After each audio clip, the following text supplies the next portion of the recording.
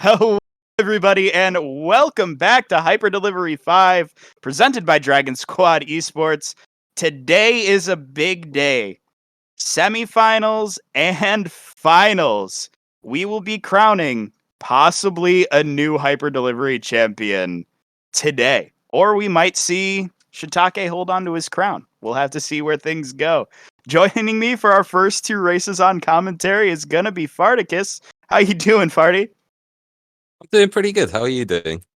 I am doing phenomenal. I'm super excited for all the races we have lined up today. Yeah, me too. I'm I'm looking forward to it. I'm looking forward to you helping me out a lot on commentary as well. Oh, I'm sure you've got this. You're gonna carry me. It's a secret. I'm just the anchor. Everybody else is really good at this. Uh, our first race today is going to be between the number 1 seed, Evan Eappleton, and DrK. How are you guys doing? Good. Yeah, I'm doing pretty good. Great to hear. Anybody bringing out anything exciting or special? Or are we looking at generally the same ideas we had yesterday? The second one. The second one? Think so. I'm not quite ready for Icy Flare yet. No, this could be the time. I do not want to see Icy Flare. Party. You can't bum our party like that. If we peer pressure him enough, he might do it. Oh yeah, you should do Icy Flare. There we go. All Now right, we're on the same yeah. page. What a salesman. Sold Thank me you. on that. All right. So, DrK, what aspects are you bringing today, buddy? It'll be Nemesis, Achilles, Beowulf, Hera, and Eris. And your bands, Evan? I'm going to ban Nemesis and Beowulf. Nemesis and Beowulf. So, with your remaining aspects, DrK, in what order would you like to run in? I'll do Achilles, Hera, Eris again. Okay. And Evan, what order would you like to run your aspects in? Well, I'm choosing the same 5. And Dirk, which ones are you banning? I'll ban Nemesis and Beowulf. Okay, cool. I'm gonna run Achilles, Eris, and Hera. Ooh, bit of a switch up of 2 and 3. All right. So, I've got to ask, Evan, Yeah. Achilles, Eris, Hera, is that just so you don't have to make as many mirror changes? Uh-huh. I like it. All right, guys, if you want to check your mirrors, check your keepsakes, do all of that good stuff, let's make sure we've got everything in the right place. Head over to the Pact of Punishment. Evan, you doing text countdown? Text would be great, thank you. And DrK, the same for you, right? Yeah. I'm All gonna right. deafen. I'll see you on the other side, Dirk. Yeah, good luck. Good luck. Good luck, racers. All right, so we've got both racers deafened. I'll get into the text channel. And we are going to start our first race of the day between Eappleton and DrK first. In 5, 4, 3, 2, 1, go. And we're off. Maybe Evan's off. Evan be off. Okay, we're off. All right, they're both off. Confirmed. And I imagine they're both going to be starting Flurry Jab. I don't think anything's changed with Achilles, right? No, we're definitely still in Flurry Jab land. I've been trying to convince people between races that somebody should do Serrated Point just because. But I don't think I'm going to catch any traction with it. Serrated Point. It's Yeah, actually grown on me a lot, but it's just not Flurry Jab because nothing is Flurry Jab except Flurry Jab. That's very fair. Yeah. So we've got the anti-Vareem technology. I know about that one. So they'll both be able to pick up the dash and not have to roll for it. I think it's just going to be the sort of standard Achilles build for both of them. Pick up Poseidon, pick up whichever of Artemis or Zeus you find first. Maybe get a good cast. Is cast more important than people thought it was on Achilles? Because I'm noticing people tend to prioritize it a bit more than they used to instead of just going for the standard dash strike build. So I think having a good cast certainly helps. I mean, at no point do I think you're ever really like forcing a god to land your cast boon. But obviously, if you see a god with a good cast that isn't already, Poseidon or Zeus Artie, you're pretty willing to just take a good cast. All right. So we've got Evan and DRK both finishing the mini boss at roughly the same time. Evan's gone to Sisyphus, which DRK already got. So you imagine that Evan's probably going to pull slightly ahead here. That being said, DRK did just pick up the Zeus attack, but Evan's gone into a fountain. So Evan's yeah, just casually not playing the front half of Tartarus. I mean, you really don't want to, do you? You don't have your full build yet. He hasn't picked up an attack. Why bother? Why put up with the hassle? It seems like Evan has taken my vehement feedback of using your rolls sometimes.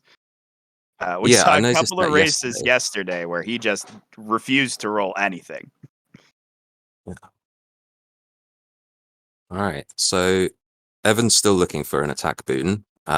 He's just gone to the mid shop and not picked anything up. Oh, +3 dashes for DRK. That's very nice to That's pick up early. huge. And the a fountain. All right, so both of them having a pretty good Tartarus, it has to be said. Oh, absolutely. It looks like we're going to be getting ready to head into the Furies fight. Pretty similar times. Evan is a bit ahead. Takes the second wave in the Tart. second wave. Are you insane, Evan? What an absolute gamer. All right, so Tisiphone is now going to be knocked back twice for every dash that Evan does. It doesn't really make a difference, but, it's orange. Hey, little boops are boops. We're going to have to see how Indeed. second wave affects their later biomes, or I guess their upcoming biomes in Asphodel and Elysium. Oh, it looks like they're dead even on my screen. Both of them killed Tisiphone pretty much the same time. I have to imagine Evan's probably going to try and sell second wave because getting that 400 and something gold early on is pretty nice. That's a fat chunk. Nope, Oh, no, he's keeping keeps it. Wow. Evan said, "I'm gaming today." He most certainly is, and he's going to be gaming extra hard in Asphodel when second wave pushes all the enemies way out into the lava where he can't reach them. It was Magma, definitely an sorry. interesting decision. For anyone who doesn't know, lava is called magma when it's underground. Very important. All right, so DRK is forcing Zeus. I imagine he's just looking for Jolted. Evan's got Artemis, again, just looking for an attack. I think it tends to be the case that if people don't get Zeus or Artemis in Tartarus, they'll generally take Artemis because she scales a bit quicker. Is that right? The crits definitely scale better, and there's less you need to have for it to go right. When you pick up natural Zeus and you can land Zeus attack naturally, you then get the chance to force Zeus into Asphodel to land Jolted. Right. Whereas, as much as we want to see Hunter's Mark on Artemis attack, if you only see the Artemis attack, you're still going to be putting out good damage. I mean, it's not ideal, but I think Zeus attack without Jolted is a lot stinkier than Artemis attack without Hunter's Mark. Yeah, that's very fair. Artemis attack as well, benefiting a lot more from the Achilles buff than Zeus attack. And generally speaking, you see these top level players on Achilles keeping the buff up. Yeah. Sort of. Unfortunate Meg on the power couple. It looks like both of them missed their Megs here. Oh, did they? It looks like they both only hit the Gorgon head. Oh dear. Evan did get his first Hermes just now. I saw him roll and then pick up special speed, I think. It's epic special speed. It might have been attack speed, which would be probably a lot nicer on Achilles. And here he's picking up the second Hermes, and I think he just wants dashes, right? Yeah. I'm going to have to take attack speed. So it was epic special speed that they caught. Okay. So DRK definitely with the Hermes advantage, picking up the +3 dashes in Tartarus. And you can see here he's heading into the Lerny fight already. Evan's still on the last chamber of Asphodel. Yep, we got Evan in 22 right now. Yeah. Both making pretty good pace, but you have to imagine that Evan's only going to fall further behind in Elysium without anything good from Hermes. Hermes just does that sometimes, and yeah, you can see DRK doing a lot of damage very quickly on the Lerny fight. And DRK has everything they really want. They've got the +3 dashes from Hermes. They have a good splash dash. They have Razor Shoals. They have a heroic Zeus attack. They have Jolted. Like, you're sitting pretty at this point. This is a really comfy Achilles for DRK. Yeah. And that's a 6:30 Asphodel exit from DRK. That's very good. That's a blistering pace. Evan's not too far behind either. It looks like Evan will probably be walking out of here at about 7 minutes, a little bit short.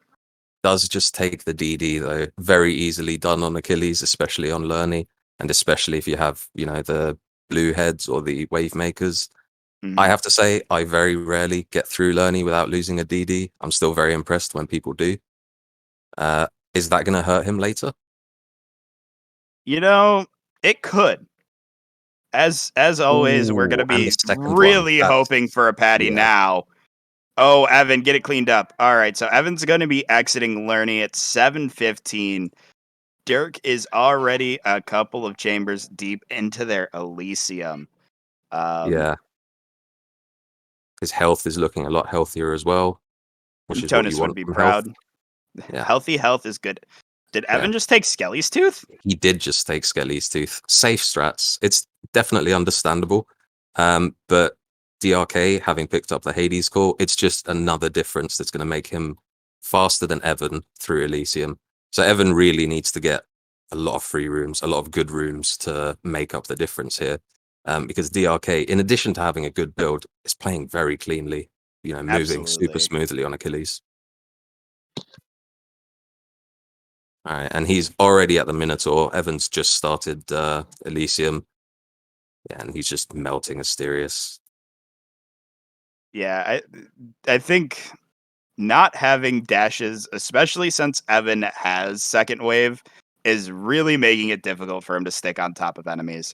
At least if you have second wave and plus dashes, you can kind of close the gap that second wave creates.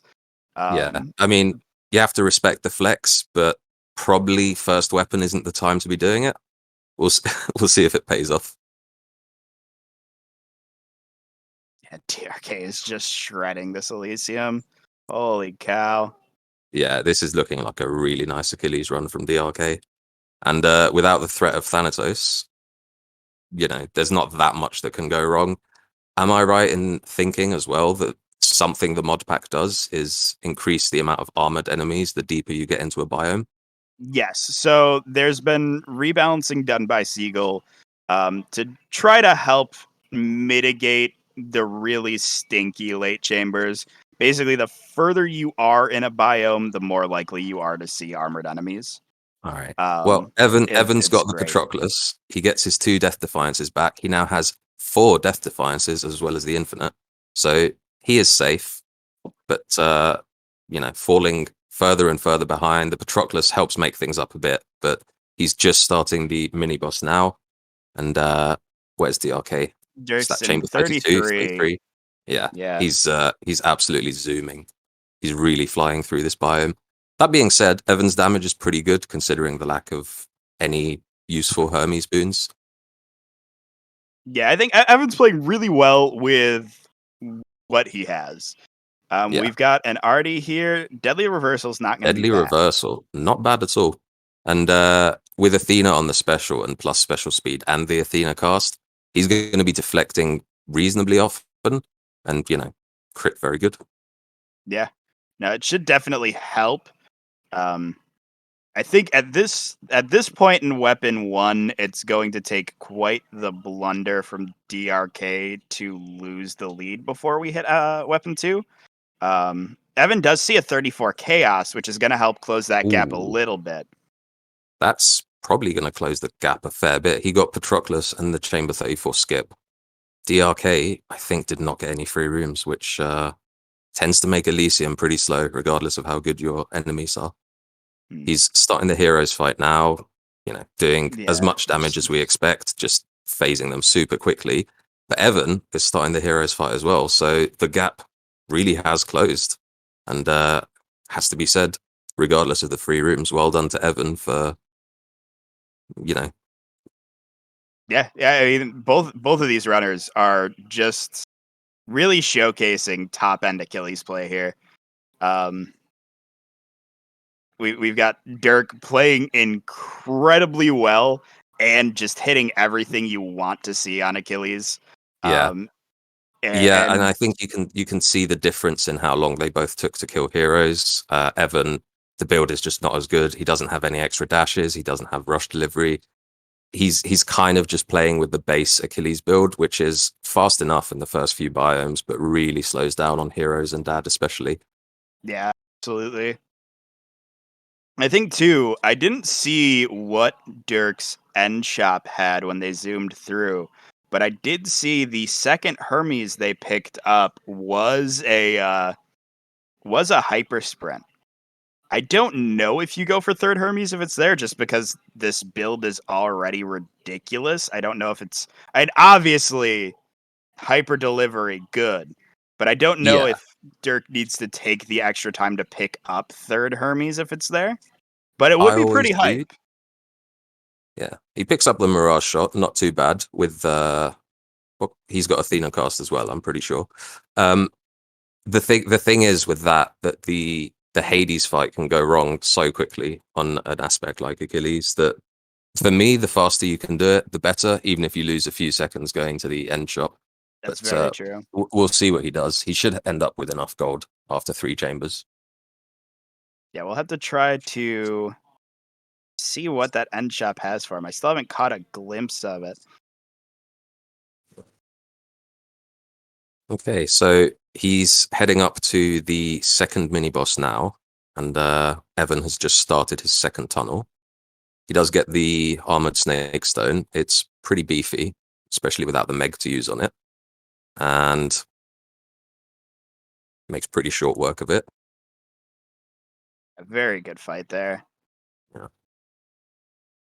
All right. It All right, doesn't I'm look going like to he's assume there's not a third Hermes. Well, he's got the money for it, but I imagine that really isn't going to make a difference at this point if he were to pick it up now or later. But I'm no.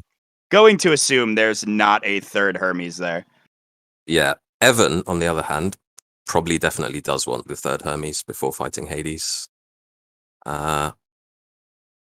Snakestone kind of goes a bit wrong for him there. He makes short enough work of it. DrK finishing the Styx tunnels, heading Sorry, it straight was to an the anvil. Hades fight, and it's just an anvil. You definitely Yeah, don't take the anvil there. absolutely not. You see it for one hammer, and it's all you really care to see on Achilles, and nothing Yeah, could be worse than anviling away your only hammer you care about. indeed. So Evan kind of reaching the end of Styx here, I think. Probably 1 or 2 more chambers. DrK starting the Hades fight. Yep, and there's a sec for Evan. So it'll probably be maybe a dad phase or 2 behind, but Yeah, not which is not too too bad. incredibly bad. Yeah. It's definitely a manageable gap. I mean, we already know that DrK's boss damage is just going to be higher, so even if they entered at the same time, DrK pulls out with a lead here. But we're definitely very much still in a tight scenario going into weapons 2 and 3. Yeah, I mean, Evan's early second wave pickup and generally worse boons kind of made up for by a very nice Elysium, with the 2 free rooms. I didn't even see what he picked up from Chaos, but that might be helping him as well because his damage seems to be a bit better now. So DrK finishing Hades in 15-13 it looks like on the splits. That's solid. 15, 12. Not too bad at all. That's with a 3 sack, you have to bear in mind, that's a very good run. And without any free Absolutely. rooms in Elysium for DrK. Evan just heading to phase 2 now.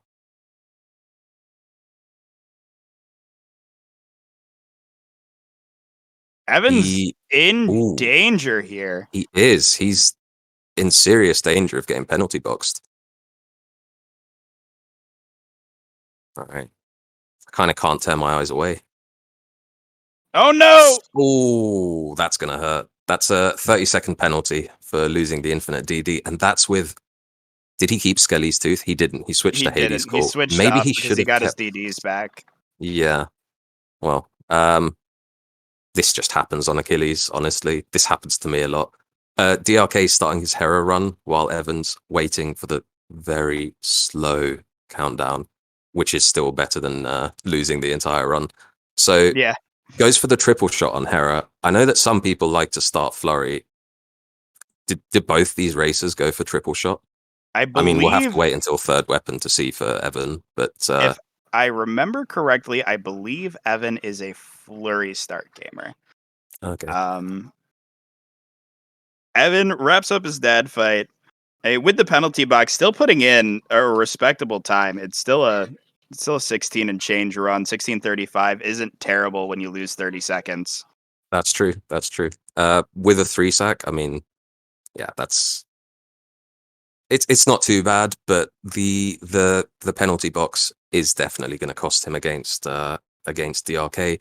That's, I mean, regardless of the build, regardless of the rooms, losing 30 seconds is probably the biggest impact that you can get. DrK does get the fountain room in Tartarus as well. He's kind of zooming through, has to skip the Poseidon, which would be very nice to pick up, but you know, you always take mid shop, and he gets the Artemis. That's very nice. Picks up the attack. It's really good to see. Leaves him open Chance for to get Heart Rend here. Heartrend already. And they did land the epic crush shot as well. Indeed. Is So that with Legacy? I think we're going to see here. That's probably with Legacy. Oh my god. Picks up Heartrend already. Skips the Zeus. Decides not to take interesting. Zeus there. I think So- I would take Zeus to look for Smoldering if we're running Legacy. Oh, absolutely. I guess he wants to delay the mini boss one more chamber, see if he can get that Poseidon again. Something like that. That is fair. Gets another Aphrodite. Well, Tartarus is going very well for him, but I have to say, not picking up the Zeus there. We'll see. Maybe he just prefers Hades Call. Maybe he doesn't like Smoldering Air. That's he fair. picks up the Epic Sweet Surrender. That's very nice as well. God. Definitely fully online.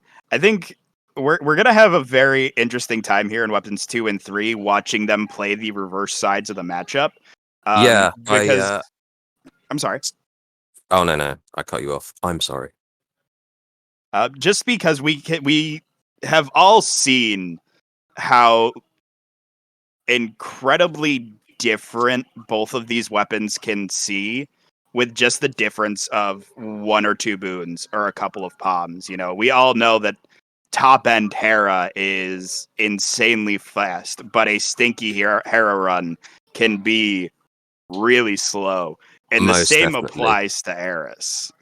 DrK skipping the pom in the end shop. Does his cast already have enough poms? I mean, it's one of those builds where you just want as many as you want as you can get in the cast, right? Yeah. He is making short work of Meg. That Heartrend with triple shot, it just melts bosses, and especially if he can manage to pick up Flurry Jab in Elysium, that's a very, very fast Tartarus. That's a very quick Furies. Yeah. I think Evan picks up Demeter on the rocket bomb. How important is it to get Artemis? I noticed yesterday people picking up Athena as well. It doesn't seem to be as big a deal. I suppose if you don't know that you're going to get the cluster as well later on. So I think if I had to like tier list special boons on Eris, obviously we have Artie at the top. And then after that, it's like Athena, Afro, and then maybe Dem. And after that, there's not really special boons you care to see. Like if I had to put Demeter somewhere on the list, I would probably put it 4th. And then everything else is just kind of like, I had to take this because. Yeah, I suppose it's much of a muchness a lot of the time. Evan picks up Storm Lightning. Hermes. But we do have Evan open for Splitting Bolt very early, which we could see pay off. We've seen it already a handful of times in this hyper delivery, that Splitting Bolt will take you from, oh, my build's okay, to never mind, I am a literal god. Indeed. And you can see he's already doing a ton of damage to Meg. It's just kind of what Eris does. And one imagines that he will probably close the gap a little bit unless DrK has one of those really nice top-end Hera runs. just because Eris is such a fast aspect, such a consistently fast aspect. We did have DRK pick up Splash Dash here, so they're now open for Mirage Shot as well, going into a Demeter mini boss. I don't believe they have Snowburst or Rev Will yet, so that's probably what we're looking for here. Yeah, I mean, Snowburst really nice on Hera, really nice in Elysium to pop the Ooh, pop this the witch heads fight's after you giving kill them everyone. a hard time. Yeah, this is just how witches are sometimes with Splash Dash. If you don't kill them early, they kind of scatter all over. He's rolling for the Rolling for rare crop crop. gets the Splash Dash upgrade. I find the supplemental damage you get from Splash Dash on Hera, if you haven't found Mirage, is pretty significant. A good rarity Splash Dash can strip armor off of smaller enemies or bring them at least Right. very close. Yeah. So it'll It's certainly help them kind of clean yeah, things up. it's just kind of an asphodel that, Splash Dash. It's pretty hard to work around if you're not playing a Splash Dash based build. There we go. I got it out. Okay, we got there. Evan making his way through Asphodel as well. I saw him pick up +1 dash, which isn't bad. It's good enough on Eris. It's better than no dashes for sure. It is better than no dashes, and he is just kind of low on rerolls. He rerolled a lot on the first Hermes and didn't get much of any use. How much money DRK does Evan wrapping have up here? Asphodel. Okay, he did have money for Boon. I was thinking there's a world where if you're cash strapped and you see that Zeus mini boss, even if it's offered against mid shop, it's almost worth taking to try for Splitting Bolt if you don't have the money to buy something in shop. Oh, Yeah, that I Meg mean, is just slightly offline. oh, Tough witch that's fights for tough. both runners. Meanwhile, Yeah, Dirk's just the deleting Lerny. damage on DrK's screen is so high. I mean, this is a kind of the peak Hera build. Does he have Mirage Shot yet? I don't think he's even picked it up. Don't believe he has Mirage Shot, but you got level 4 Epic Cast, you've got Heart Rend, you've got Snowburst. Oh my god, the damage! It's so good. Yeah, Seeing even Hera played well is just a thing of beauty, and I have to say I'm looking forward to Evans as well. He's making pretty good time through Asphodel. He's getting into the end shop just as DRK finishes Lerny. So will the gap close in Elysium? We'll see. there's certainly a chance. I mean, Evan's not moving at a slow pace here. He's definitely closing the gap. We do have to take into account too the fact that, as a rule of thumb, if we were to take like the average Hera build versus the average Eris build, pretty sure it's safe to say that the average Eris is faster than the average Hera. If you just kind of see most of what you want and miss a couple of things, Yeah, Eris yeah, is typically better off. And DRK, it just has an absolute beautiful Hera build right now. he does. I mean, he's picked up the Snowburst as well with the Splash Dash. He's Point blank triple. Point blank triple, not bad. It's not flurry, it's not explosive, but I mean, you can see he's not lacking for damage. He does as well have the heart rend. You have to bear that in mind. And Evan finishing off Lerny, kind of pretty good time. It's a pretty good Eris build. And what you were saying earlier about, the sort of a good Eris build versus a good Hera build. Hera just melts bosses, you can see, and the chunkier enemies, but Eris is so mobile. You can kill trash in normal rooms so quickly, just kind of ping them around, ping them into walls. Everything you do does a lot of damage because of the 75% damage buff. Hera, however good you are, however fast you are, at some point you're going to have to pick up bloodstones, So yeah, I think the standard chambers is where Eris really shines. That being said, I mean, you see DRK doing these chambers, and he's just zooming through them, finishes Asterius really quickly. Evan's making good time too through these rooms, but yeah, I mean, this is just Clock it's for Evan. Ooh, that's gonna close the gap. Cluster rockets. I think that's the first time we've seen them. I didn't see any yesterday. God, they're just so nice, aren't they? I think there's no combo quite like it. Yeah, I think everybody yesterday got stuck on Rocket Delta. Yeah. Is Delta Chamber good? Delta Chamber is fine. I'm Yeah. not sure I would say it, it's necessarily the first hammer you're looking for. But Delta is absolutely acceptable as a hammer. Also, if you're bad like me and forget to reload, Delta Chamber's great. All right. You know what? Absolutely acceptable. I think we've kind of reached the correct statement for Delta Chamber, and anyone who thinks it's better than that is entitled to their opinion. DrK picking up another Poseidon. Out of rerolls, does he have Mirage Shot already? I did not see if he picked it up or not. Don't believe so. No. Production is confirming it is a solid no. Thank you, production. Okay. Thank you, production. Thanks, Timbo. Exclamation mark. Whoa. Disembodied production voice. Timbo's not here. Oh, yes. Yeah, thank you, narrator. Evan finishing off Asterius really quickly as well. The cluster rockets, I mean, you melt bosses, you melt trash. What more do you want? It's very easy to keep the Eris buff as well because, it's everywhere.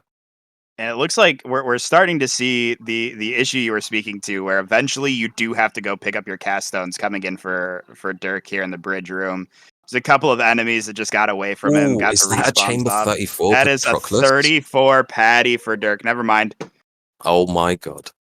Everything I said about the bridge room, forget it. Wait, did Evan pick up what I think he picked up there? Did I see a little flash of orange boon out of the corner of my eye? Did somebody in chat see that I missed it? No, that is not orange boon. Okay. No. It was just the animation. I was like focused on DrK going into the boss fight, and I just caught Evan picking up a boon out of the corner of my eye, and I was hoping for the best. That's a fast heroes fight from DrK. He's finishing off Elysium, heading into Styx. Probably not going to change anything. Oh well, no, he's Yeah. So he did force Poseidon in Elysium. Didn't quite work out. Didn't get the Mirage Shot that he wanted. It's still a very fast biome, really high damage build, very mobile, and the Chamber 34 Patroclus. Meanwhile, Evan is just having slightly worse luck in Chamber 34. Just a little bit. Yeah. All right. Well, DrK does see both Artemis and Poseidon on doors here.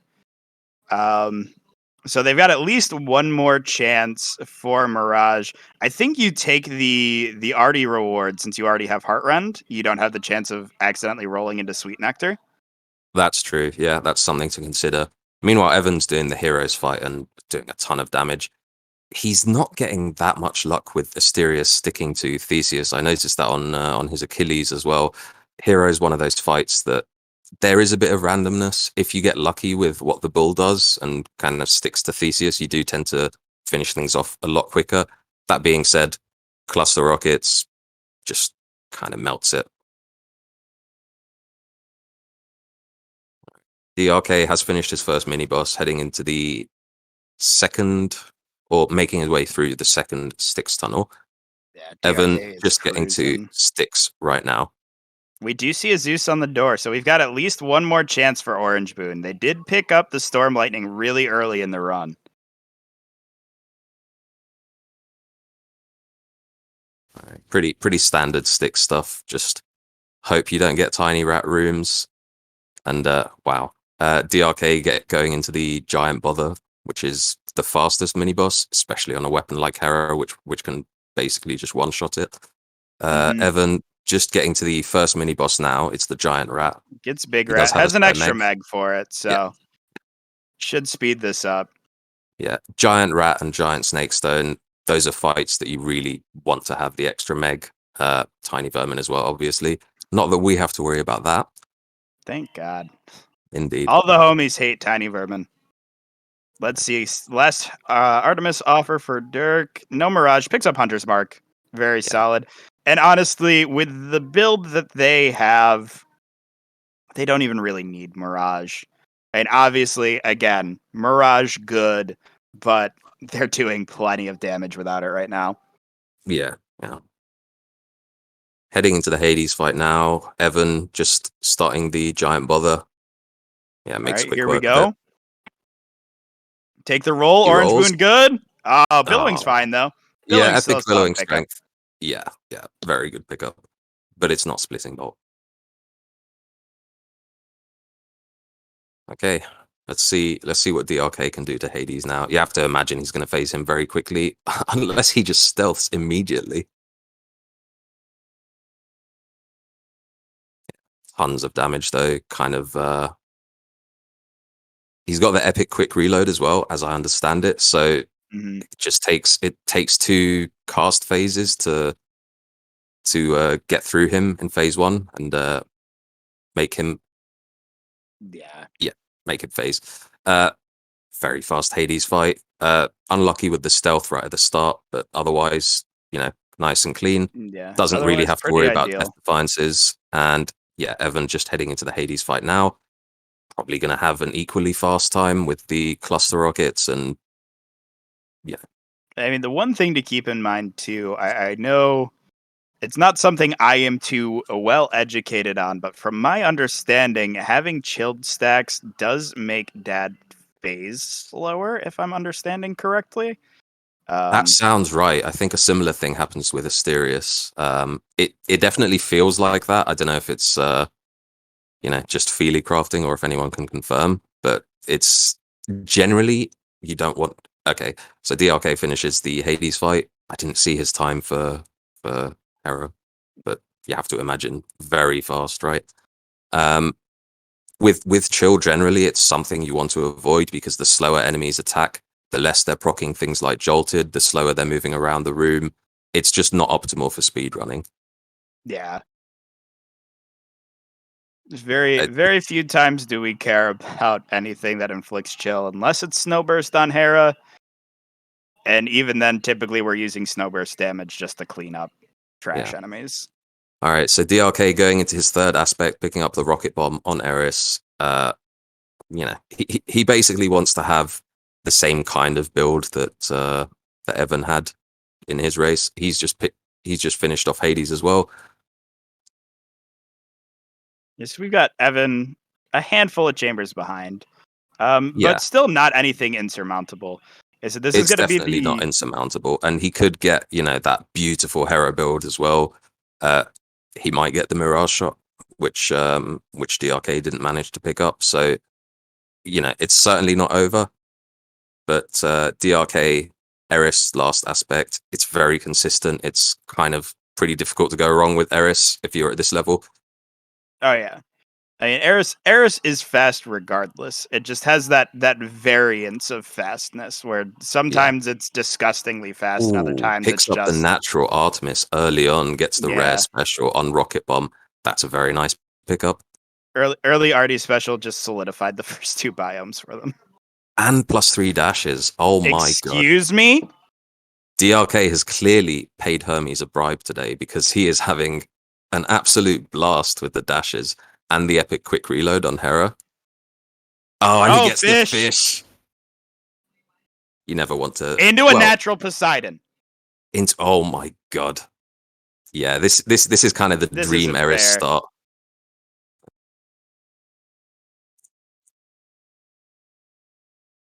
Rare splash dash. So man, he's having a great time today. Evan with the flurry shot, a bit riskier than triple shot because if you don't pick up triple or twin in Elysium, your attack doesn't really scale very well, and I don't know, it just doesn't kill enemies as fast in Tartarus because the spread from triple, it's really nice to have when you've got all these small spread out enemies. DRK going from Sisyphus into Fountain after picking up the ideal god pool. What is happening with DRK? This is a very blessed Tartarus. Armored witches as well. Couldn't ask for much more. And can we confirm as well that DRK did gift Boldy, the correct thing to do? DRK did in fact gift Boldy. All right, he's finishing off Tartarus already, heading into the Furies fight. Gets Meg, probably the best Fury to get in terms of speed. Meg doesn't have as many annoying long range dashes as Electo or the slower phasing from Tisiphone. Tisiphone, Yeah, or just being Tisiphone in general. in general, yeah. I mean, Evan picking up the quick reload on Hera. It's only common, but not too bad. Is that Too a bad. Zeus special he has, or He am I does have seeing Zeus things? special, so he could be looking for Smoldering Air. And he gets the Chaos. Chaos, very nice to get on Hera. You want extra cast damage. You want extra Bloodstones. Chaos is here. There's the extra Bloodstone. Yeah, for That's an the Inferno 12 Bomb Chaos first. as well. I almost would have Ooh. taken that Demeter. It It gets offered anyways. Okay. Yeah. I take it back. Never punished. Rare crop. Epic rare crop. Is that going to make a big difference on Hera? I mean, rarity is nice, but the cast damage scales a lot more from Poms than rarity, as I understand it.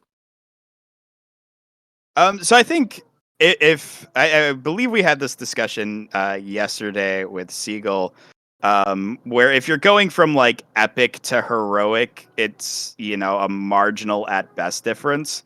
But I do think the difference between an already common cast and a heroic cast could be a little bit more significant for Evan. That's fair. Evan taking the Death Defiance on Electo. Electo just does a lot of damage. And it has to be said, if you compare his Fury's fight with DrK's when he was on Hera, the flurry shot just not doing as much this early on compared to the triple shot. Although we do have to keep in mind that DrK already had Heartrend by that point. Yeah. Had Heartrend on his third boon offer. It's a big difference. I think, too, on the note of Heartrend, I think Flurry Shot does utilize Heartrend a bit better. DrK opting for mid chop over Eurydice there. So he's probably looking for very specific boons. No, he just zooms through. I guess with +3 dashes, you don't really need anything from... Yeah, you don't really need the rarity at this point. Goes into Witches. Have to imagine a very fast Witches fight here. Yeah, not too bad at all. Much cleaner than the Hera Witches fight we saw.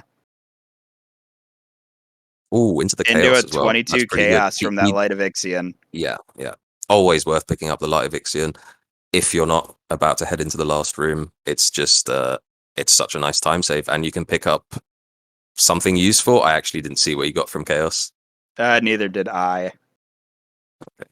Probably doesn't matter too much. Eris doesn't really care about Chaos boons. Maybe special damage. And he's heading into Lerny already.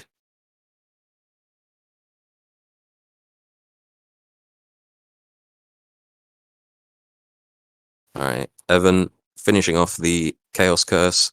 Ooh, Greater Recall. Very nice to have on Hera. Doesn't technically give you any damage, but having the Bloodstones come back to you automatically, it's just a very nice quality of life change. It's a very safe thing, too. You don't have to worry about, shooting your cast stones somewhere where you can't recover them and losing a minute and a half in the dad fight. Yeah. That's definitely happened to me. Has that happened to you? Oh, so many times. Yeah. Oh my god, the damage from DrK is ridiculous though. I did see as well that he's picked up the Storm Lightning from Zeus. There is a possibility of splitting bolt at some point. Evan does get the Eurydice. Is that a Chamber 22 Eurydice? That is a 22 Eurydice. Very nice. Picks up the Pom Porridge. Yeah. It's Evan's having a pretty good run. It's just that DrK is having an insane run after 2 insane runs previously.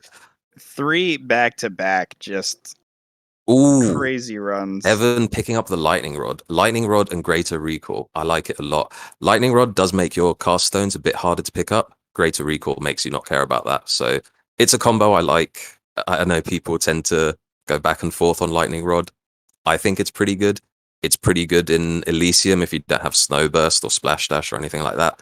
Just to finish off, the flame wheels or the floating heads. Mm-hmm.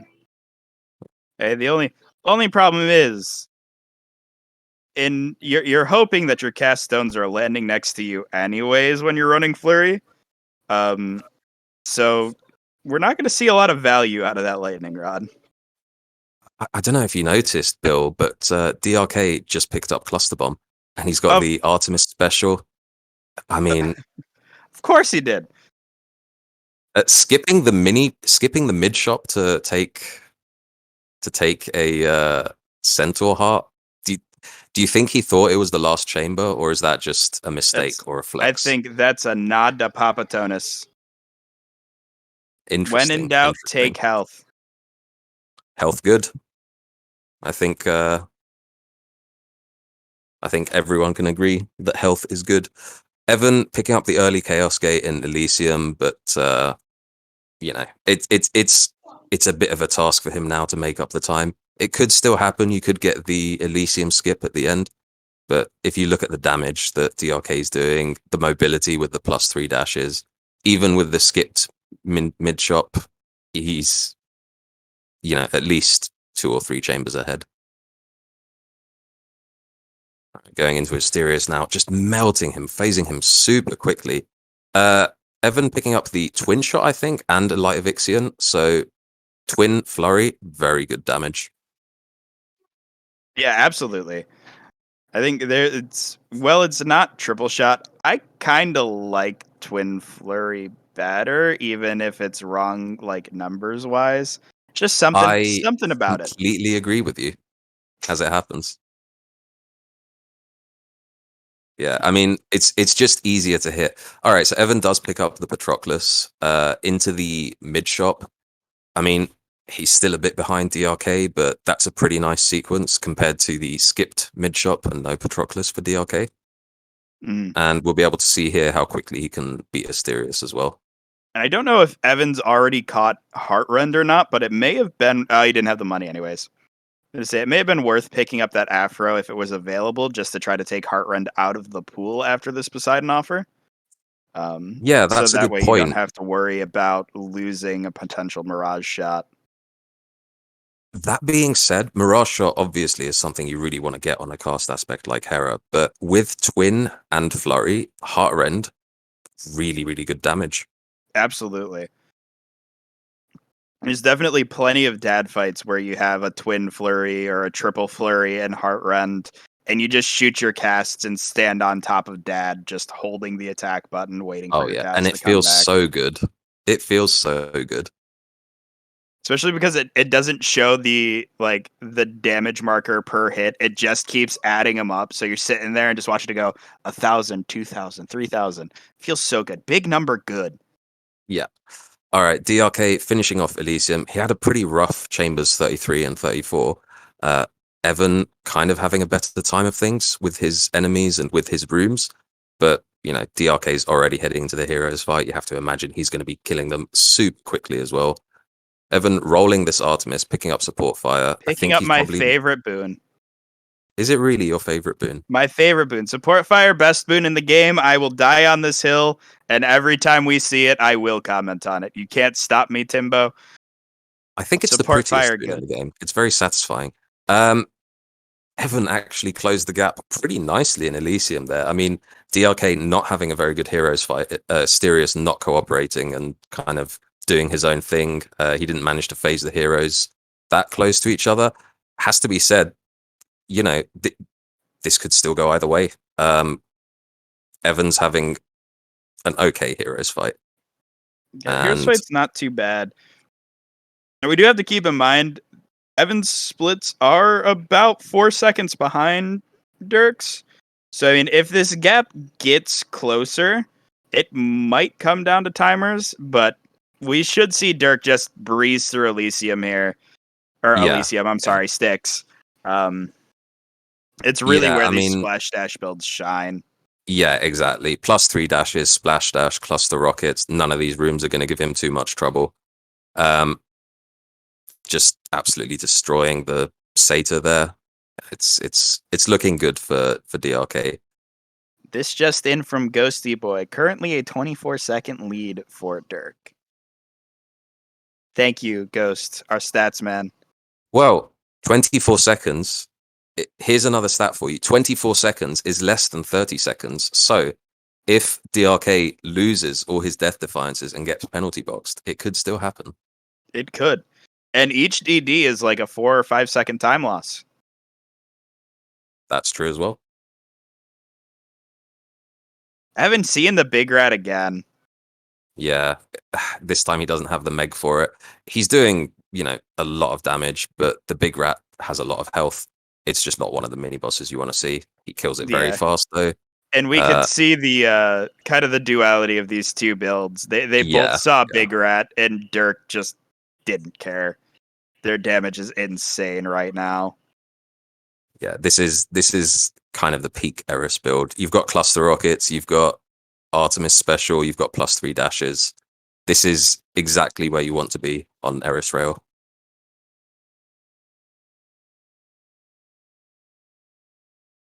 All right, so DrK finishing off Styx. He's going to head into the Hades fight.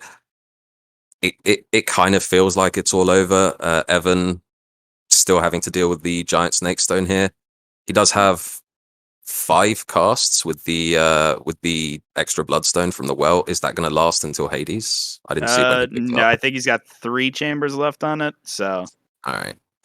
He's got the acorn as well, kind of just extra safe. Hades Call, not as impactful on Hera.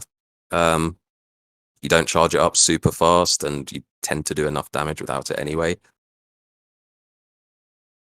it does help make up for those fringe cases where you're not instant phasing. So it's understandable. Yeah. But Evan's still heading through his last Styx tunnel. DrK starting the Hades fight. He's already on the last phase of the first phase, the last sub phase. Gets a bit unlucky with the stealth, but yeah, he's absolutely cruising. It's at this point, DrK is going to have to try to lose all of his Death Defiances to Dad in order for Evan to catch up. Yeah, Evan did Takes pick the up the spin Mirage there, shot though. from the very last boon. Ooh, there's one. There's one. It doesn't matter. No, Clock is just no, too much it just damage. doesn't with Eris. So DrK finishing with a time of 48:30 something. Is that right? 48:09, I believe. Yeah, 48:09. 48:09. We'll see how Evan handles this fight. Yeah, he gets a bit unlucky with the blue stones, the shieldy stones. I don't know what the proper name is. They're not brimstones. I just called them those annoying invincibility guys. That's my go-to. Yeah. I mean, Hera can pop them straight away, but it's still something you have to deal with on the Hades fight, and he gets pretty unlucky with the stealths as well. I counted 2 at least there while I was watching. Yeah. Very nice run by DrK. Evan just finishing off the Hades fight now.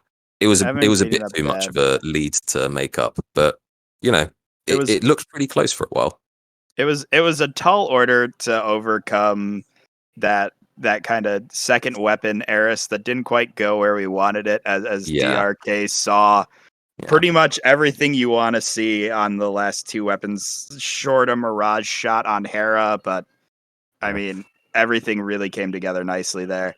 Yeah, Evan finishing off the Hades fight in 49:14, so about a 1-minute difference between the two.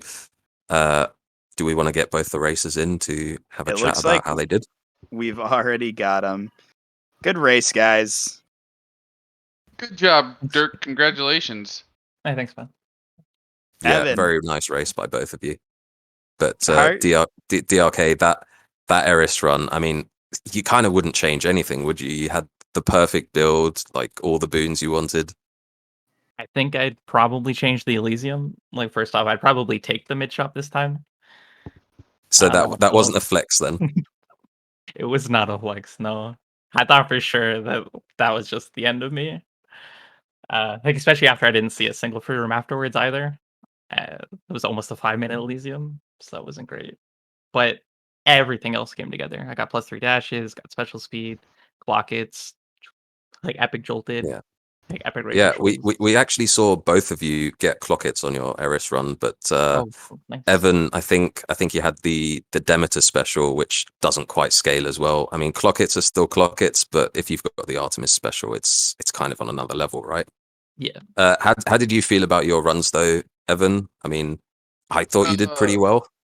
I mean, I think I played medium, but those were the, like, in terms of like RNG, just so bad. That was some of the worst runs I think I've experienced. My Achilles, obviously, I got penalty boxed. What kind of happened there is I wasn't playing quite as conservatively because since I took the tooth into Elysium, it changed the face or the last like the infinity icon to a face. So I thought for I was like, I don't remember picking up an extra like a fourth DD, but Right. I didn't. So I got penalty box there. I saw like no gods pretty much on any of my builds. It was just rough. I mean, I made the best of that I could. I mean, and but it's freaking really, really, really rough runs. Yeah. It happens even with the mod Yeah. pack. It happens. Yeah, But absolutely. I think you made the best of a bad situation.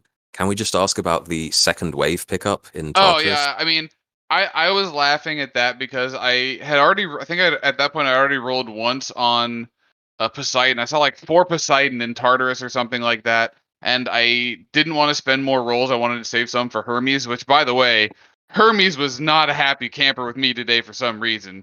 No, he was not. It was so rough. But yeah, I just took it because I didn't want to roll anymore, and I thought it'd be funny, and I didn't want the special or the sunken treasure. Okay, that makes sense. All right, over to you, Bill. Yeah. So great races, guys. Derek, congratulations on moving on to the next round. Evan, did you have anything you wanted to shout out before we go? Nope, same thing as before. Twitch.tv/Big P the Goat. That's a great place to watch some Hades content. And as always, the speedrunning Hades Discord community is awesome. And if you're not a part of it, you should join it. Absolutely. Can never say enough great things about this community. So we will be moving on. Dirk, we will be seeing you later on in the finals, my friend. Coming up next, we have a rematch of Hyper Delivery 3's finals. We have Tounis versus Shiitak3.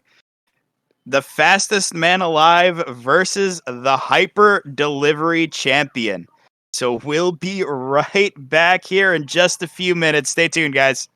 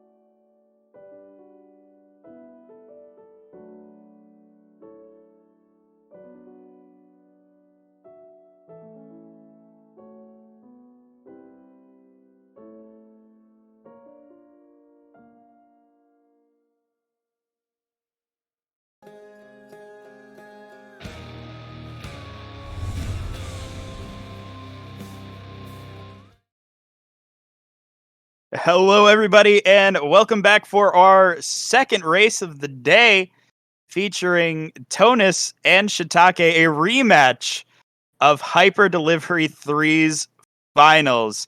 Still with me here on commentary for our second race is Farticus. How are you feeling after that first one, Farty? That was a fun ride to go on, wasn't it? It was a fun ride to go on. I have to say, my heart rate is pretty elevated.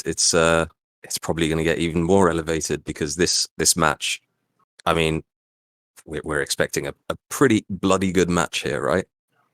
Oh, absolutely. I mean, I think Tounis at this point has solidified his spot at the top of Hades speedrunning, and we've seen it time and time again.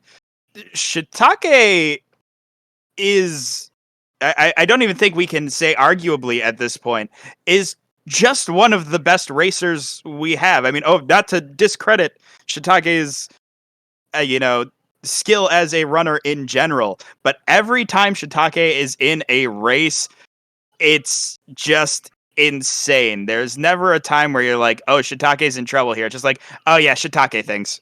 Yeah, I mean, two very good racers. Unfortunately, there can only be one winner because at the top, between Tounis and Shiitak3, there's not much room.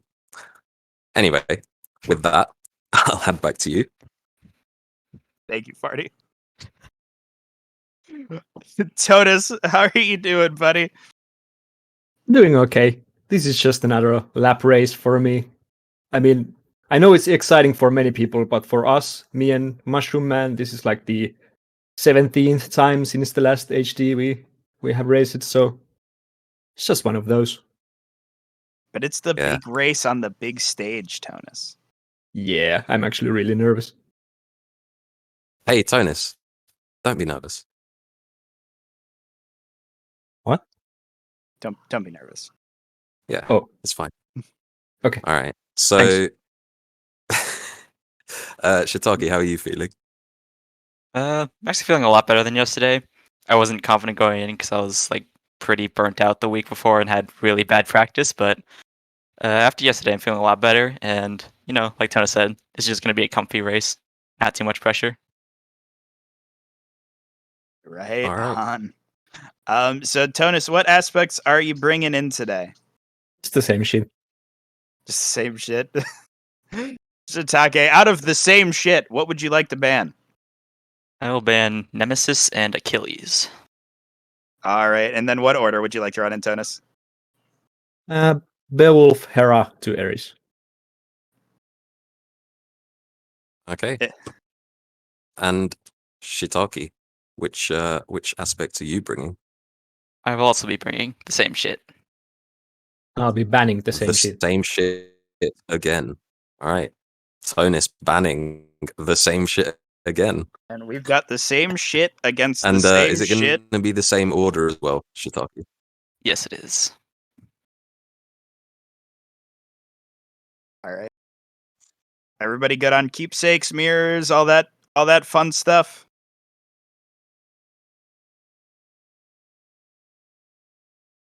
I think so. Yeah, I'm ready. Yeah. And you both take text countdowns, right?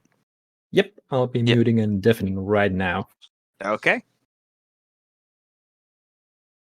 I will take the mute and deafen as a sign that you're ready. Shiitak3, you good to go? Yes, they are. Okay. We are going to start in 5, 4, 3, 2, 1, go. All right, and we are going to be getting into this second race. It looks like Farty's having just a small technical issue. He will be rejoining me here in just a minute. We're going to have both racers starting with Charge Shot, as is the norm for Beowulf. Chamber 2 Chaos for Tounis. Going to be looking for that extra cast stone here. Does see the percent cast damage just as good. We see Shiitak3 even out the Chaos here in Chamber 2. Yeah, I mean, Beowulf I'm back, by the way. Beowulf, similar to Hera, you want extra cast damage, you want extra bloodstones. Shiitake picking up the extra cast damage as well, I think, at the cost of gold. And straight into the Poseidon, he's going to be looking to pick up the cast as soon as possible, so he can get a lot of poms into it, because the thing with Flood Flare is that you need a lot of poms. Absolutely.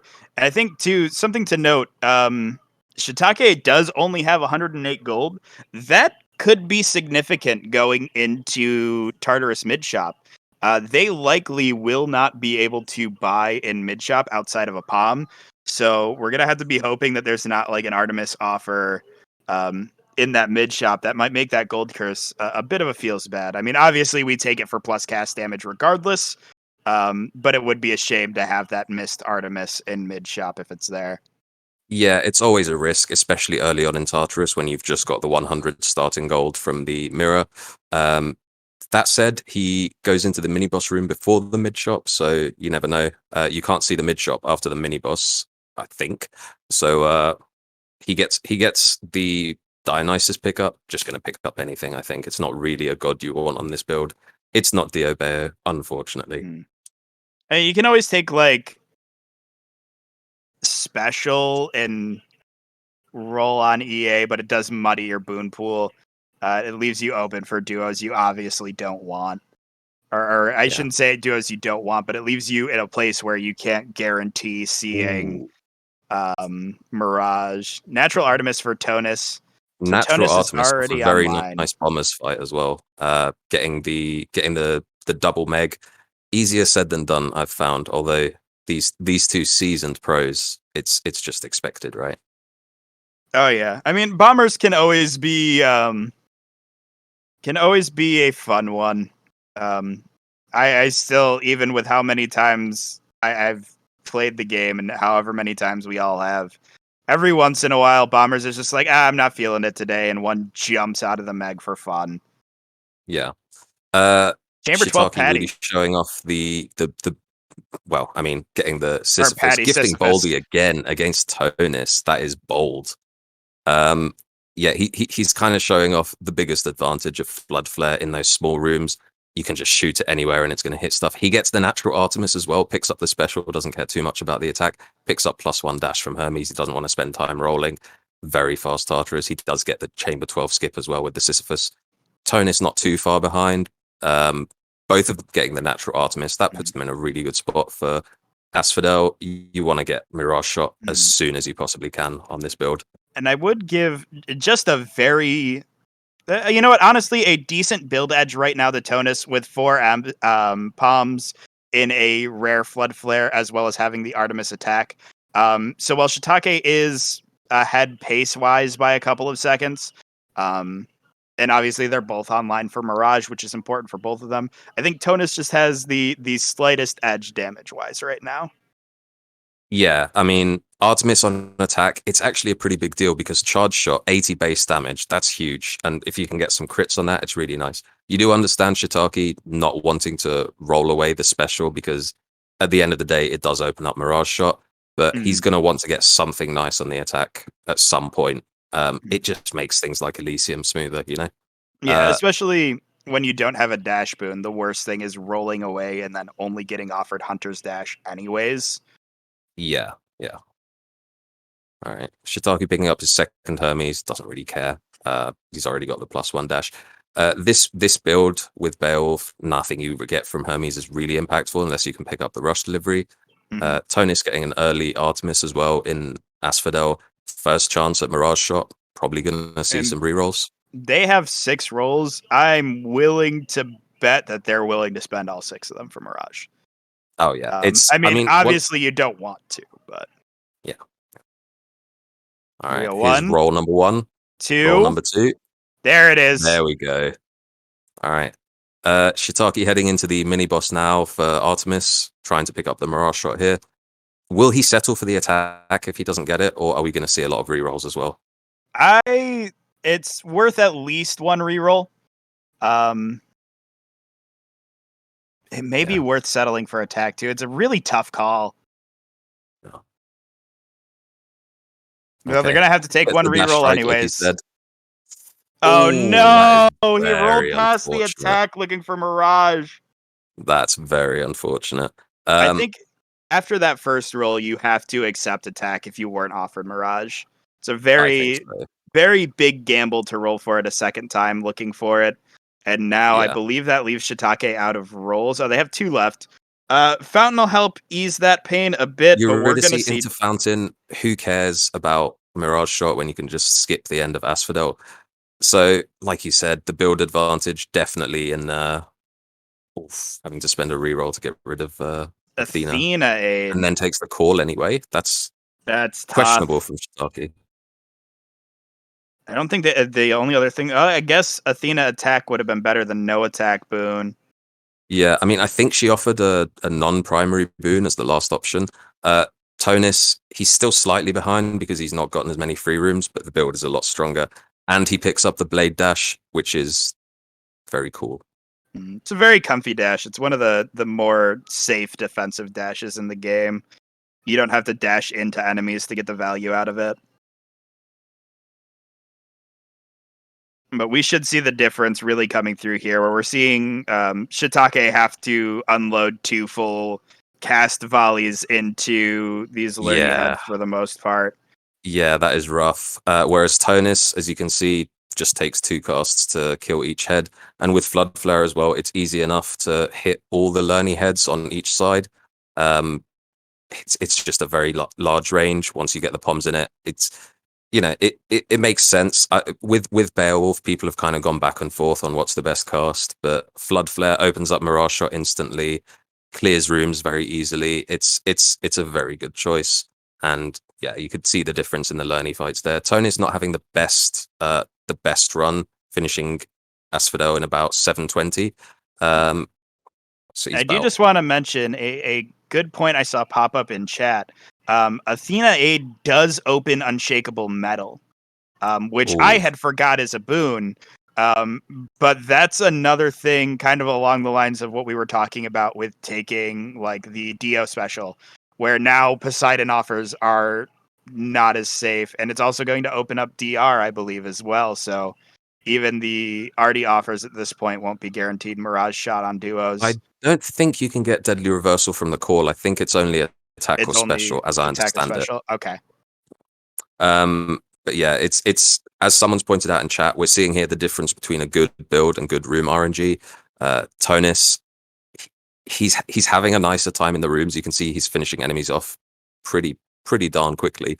But Shiitake with the Asphodel skip is just slightly ahead, kind of 1 or 2 chambers. They are in the same chamber right now, and I'm pretty sure they're going to come out of this more or less deadlocked. A single spawn chariot hurts. Okay. Hyper sprint for Tounis. Yeah, I think that's his second Hermes. So even if he picked up hyper sprint, I think he just settled for the +1 dash at some point in Asphodel.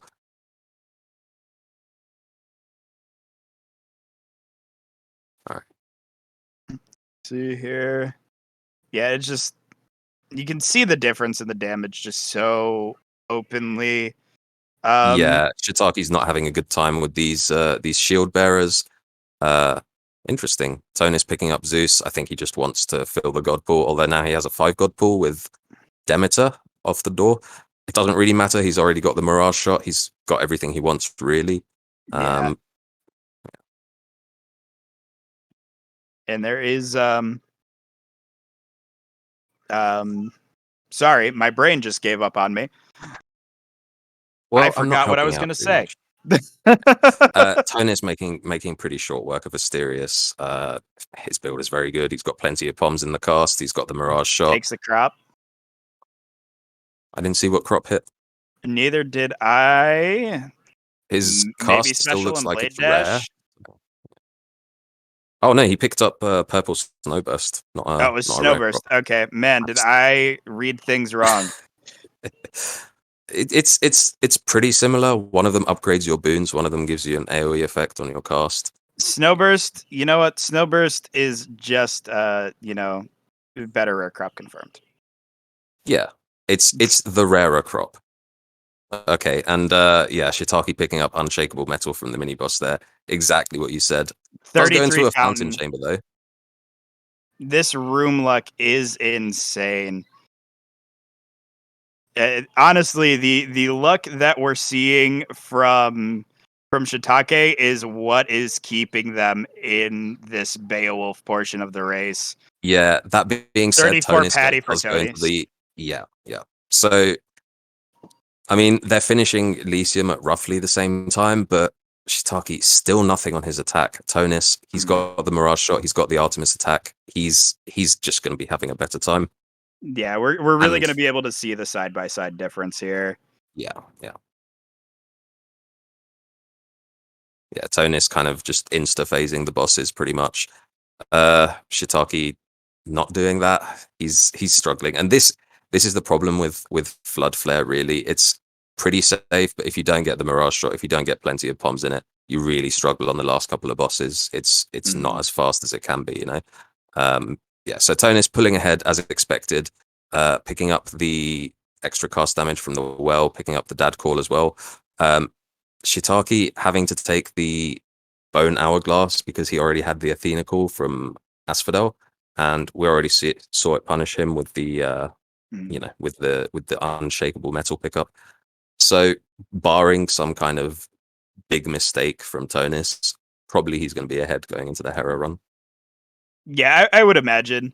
And I will say, Tounis's health is a little lower than I expect him to have it, because as we know, Tounis is captain by health. But still, overall, 140 health is a very comfy health total, especially with the damage that he has right now. It should be really smooth. Yeah, I mean, Beowulf, it's if you have a build that's strong enough, you just phase everything too quickly for your health to matter. We saw that on Heroes. He did lose the Death Defiance somewhere in Elysium, but picked it up again on Patroclus, or it might have been on Lerny. I actually didn't see. It was a Lerny tax.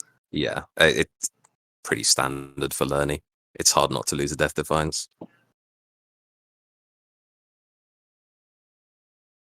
Yeah, and I mean, the Styx tunnels, there's not much difference there can really be other than how many tiny rat rooms you get and maybe the mini bosses you get. We're going to see Shiitake struggle here. He's got the Snake Stone, which has a lot of health. He still doesn't have Mirage Shot, still doesn't have anything on his attack. And yeah, we'll see the difference side by side here with Tounis. This is Tounis' second mini boss. Shiitake's still on his first. And yeah, the difference between how long it takes them to kill, it's huge. Yeah, this is a really tough run for Shiitake. Not landing the attack boon, not landing the Mirage shot. It just feels like not much has gone right for them here.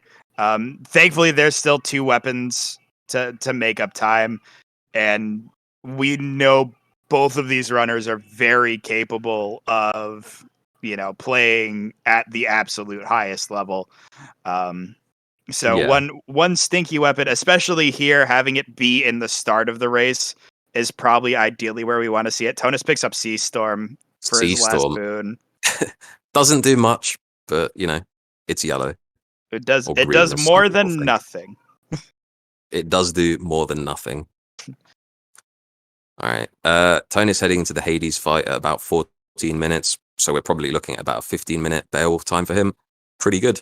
Shiitake just going through the third Styx tunnel here.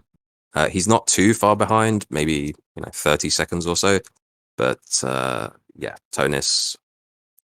Let's see how he does on Hades, but it's probably going to be a pretty fast fight. Yeah, it's the phasing with the Meg.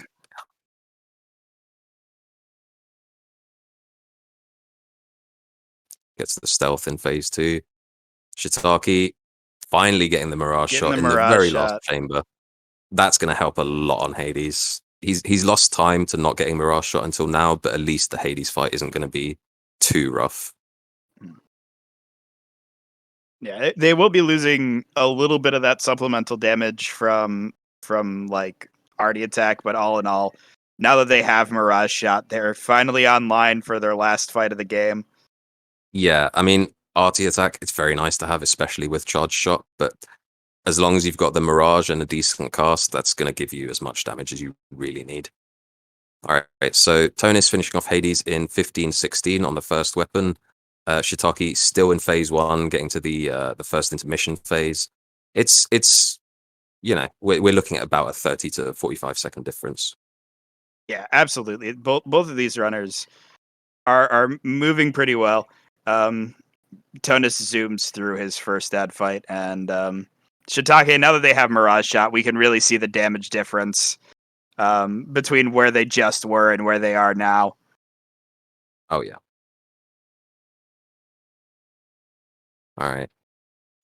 Tounis heading into Hera. I think he does triple shot. Let's see.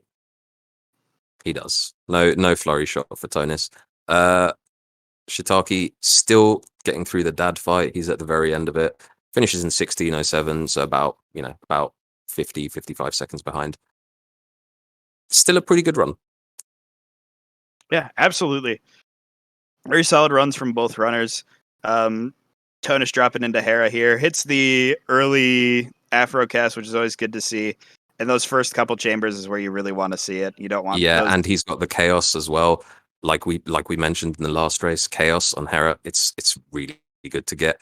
Hera, it's a very strong aspect, but your cast doesn't actually get any extra damage from the aspect. The advantage is being able to shoot all your casts at once and the reduced cooldown on the crystals dropping. So any extra cast damage you can get from chaos, very welcome. Whether that's in the form of cast damage or an extra bloodstone. That's a punishing. Bold choice too. Yeah, as important as it is to get those extra cast stones, this is probably the worst curse you can see, especially going into armored enemies. Yeah. Fortunately, he does have the triple shot to make up a bit of the difference. He can kind of just stand right next to enemies and shotgun them. Shiitak3 also picking up a cast buff from Chaos at the cost of damage when he attacks. I think there's a name for that kind of curse. I'm sure he'll be fine. It can't actually kill you. It can only take you to 1 HP. So as long as he doesn't get hit, he'll be fine. I like to call that curse the free death defiance. The free death defiance. There we go. Yeah. If there's any time to lose a death defiance, it's before you make it to the first boss. Oh, yeah, definitely. Just so you're used to it for when Lerny does it, So yeah, exactly. It's like the warm-up. Yeah. Epic crush shot coming in for Shiitak3. Epic crush shot, very nice, especially before you get some bombs in the cast. There it Doesn't is. make a huge difference later on. Ooh, into the trap. That's awkward. That's one way. You dodge all of the numbskulls and forget about the spike traps. Yeah. That's how it goes when you pick up an attack curse from Chaos. You have to be very, very careful. Gets the premium vintage, that should go straight into the cast. And another pom. That's nice. All right. Tounis picking up the Aphrodite special. He's not going to be using the special really. It's just kind of to fill those core boon slots so you don't have to worry about it later. There's not that much you want later on from Aphrodite. Sweet Surrender is nice. Mm-hmm. Blown Kiss, I'm not sure. It may have been worthwhile. He was offered Dying Lament there.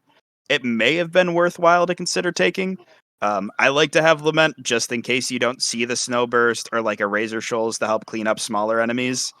That's a very good point. Yeah. But all in all, filling the special boon just so you have less things offered later is always good. You don't have to worry about being stuck on an Artie special or being stuck on a Poseidon special when you really want the attack and splash dash. Yeah. Tounis getting the Fountain Chamber a little earlier. He's already on the Furies fight. He's got the extra Bloodstone from the well. He's got the extra cast damage from Chaos. He's going to be making short work of Meg here. Yeah, it should be a very comfy Meg fight. Yeah, he's got her against the pillar as well. Sometimes you can get the cast stones to not lodge when you do that. I haven't figured out how to do it. I'm not a pro gamer like Tounis, but yeah, he finishes Tartarus pretty quickly considering he couldn't pick up his bloodstones for several rooms there. Skipping the end of another biome and gifting Baldy again. He's a generous mushroom. Tounis opting for the Demeter Force here rather than going for Artie attack. Ooh, Shiitak3 picking up the natural Artemis. That's very nice at the end of Tartarus. Tounis did pick up a Chaos Gate as well from the well.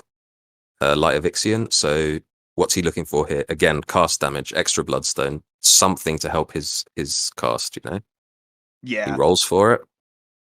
Hidden previews. Did he get an extra bloodstone offered at the top? Honestly, I didn't catch it. Well, he's going for the stacking cast damage. Hidden previews, not ideal. There's a chance of missing the mid shop. There's a chance of skipping Eurydice or taking a god that you don't want. But I guess he just wants the cast damage. Takes the extra dash as well. Really, you're looking for quick reload on Hera. Just go straight into the fountain. Who cares about chaos curses when you can do that? What's punishment? Who's ever been punished? Yeah, he does miss the mid shop. He goes straight from the fountain into the mini boss, but that's fine. Gets the power couple. Doesn't whiff the Meg. It's impressive. That's been a tough one today. Yeah. Caesar Picks up Demeter the looking for Demeter. Snowburst here. There it is. Epic Snowburst. Very nice. That's going to help a lot with Elysium.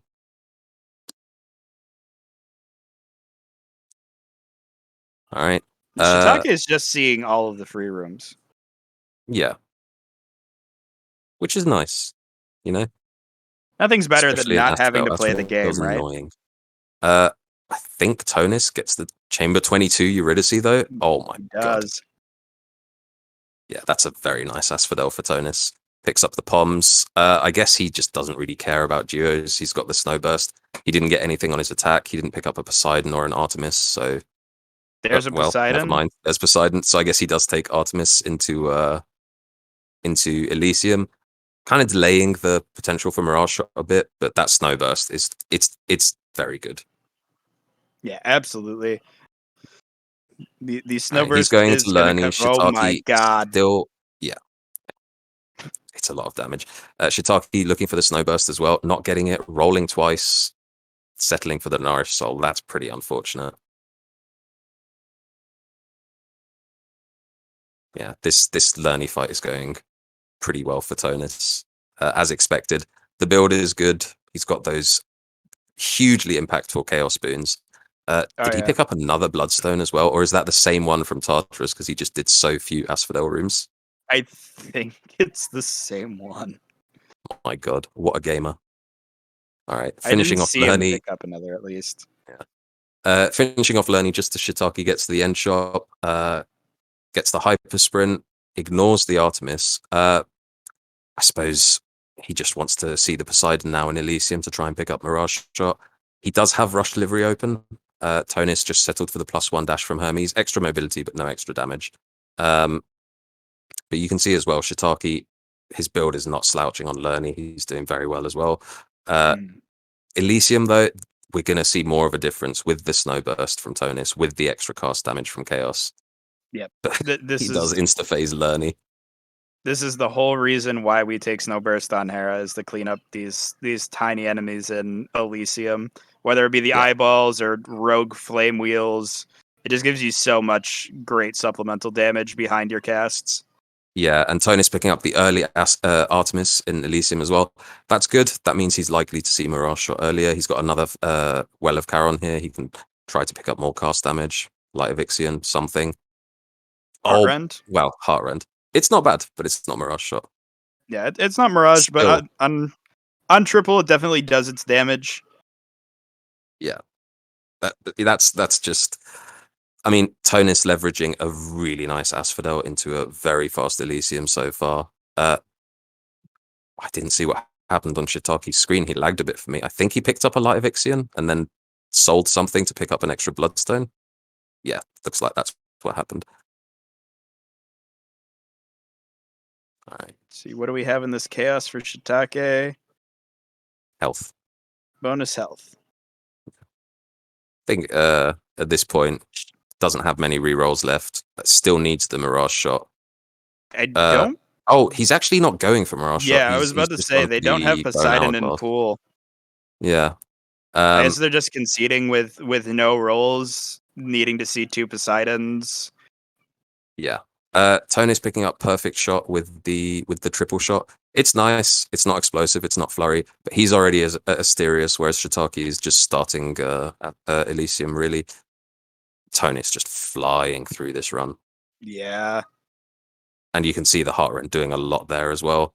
Even without quick reload, even with the cast stuck in Mysterious, he's just phasing him super quickly. This is definitely why I enjoy seeing Heartrend as much on Hera, just because at that point you don't have to rely on quick reload quite as much. Obviously, again, we want to see it, but Yeah, it I mean, helps with that damage downtime you can have on Hera. it does. And Bo's base damage is pretty good. I mean, you have to remember that before people realized how good Hera was, thank you, Pablo, the build was to go for Zagbo and try to get Twin Shot and go for Heartrend, and you would just do, plenty of damage. Heartrend on Bo, it's really strong. It's just that everything else Hera does is also very strong. So it's easy to disregard it. Is that another 34 patty for Tounis? It is. Oh my god. This is just an insane run from Tounis. He's really zooming. Do we see the Ravwill here? Yep. Yep, it's only common. Ravwill, you can't palm it, and it scales pretty well with rarity, so you do want to see the epic, but at this point, I don't think Tounis really needs much more help, right? Yeah. I think you're happy to see any Ravwill there, because honestly, what else do you take from that Demeter at that point? Yeah, he already picked up the Arctic Blast earlier, so adding a bit of damage to his Snowburst on bosses, but not really doing much beyond that. We do have a Patroclus for Shiitak3. I can't quite see what chamber he's on. 33. 33. Which, 33 Patroclus, it's the second best that you can get. Into And a into the 34 fountain, who cares? Okay. All right, so Shiitak3 definitely still in it. Picks up the common quick reload as well. Tounis already done with heroes. Going for the dad call. Couldn't afford anything from the well. I don't think he had anything useful in the well anyway. So, going into Eris, again, you expect Tounis to be ahead. Probably quite a bit ahead at this point. But Shiitak3 getting pretty lucky at the end of Elysium there. Tounis is still hunting for Mirage Shot here as well. Yeah, but they had even a dig regardless of mark. Mirage Shot, his build is just stronger than Absolutely. Shiitak3's. He's got the Snow Burst, which Shiitak3 couldn't pick up. He's got the Heartrend. It's just all, and of course the 2 cast damage buffs from Chaos.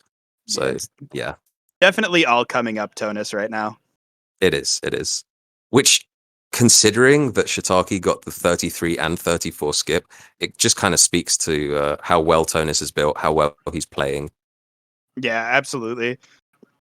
I mean, it is.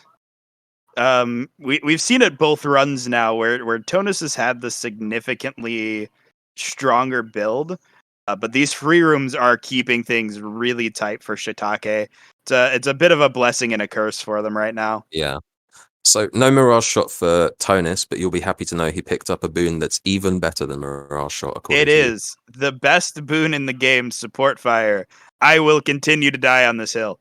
Do you know Heroic Support Fire with no palms in it does 18 damage per arrow? Wow, that's crazy. That's almost so 20. much damage. Is it true that you can also palm Support Fire, unlike Dire Misfortune? You can palm Support Fire. It adds Amazing. approximately 2 damage per palm. That's just, stonks right there. It really All right. is. Yeah, so Tounis, is he 2 Styx tunnels ahead of Shiitak3 here? Yes, Tounis should be heading into their Satyr Sack now. Well, not right now, but this should be their 3rd tunnel, I believe. Picking up a Nemesis Crest from the well. That's, it's going to add a bit of damage on the Hades fight, I suppose. It should, All at the right, very bonus. least, help clean up the those annoying invincibility boys if they spawn. If they spawn. Yeah. All right, so Shiitak3, yeah, kind of dealing with the giant snake stone. There's not too much difference between their builds. At the end of the day, Hera, when you've got a lot of palms in your cast, it does plenty of damage. It's just, getting that little bit extra on top that Tounis has. It's really made the difference. Shiitak3 did pick up an epic Ravwill there as well, so it should help a bit. Yeah. But We should see But- Tounis coming out of this with a pretty decent lead. Definitely not anything that isn't overcomable, but a decent lead nonetheless. Yeah. He's already on the Hades fight. In the last parts of phase 1, Shiitake just getting the fountain, heading to the Hades fight now. So it's all going to come down to Eris again. I'm excited to see what the racers can bring.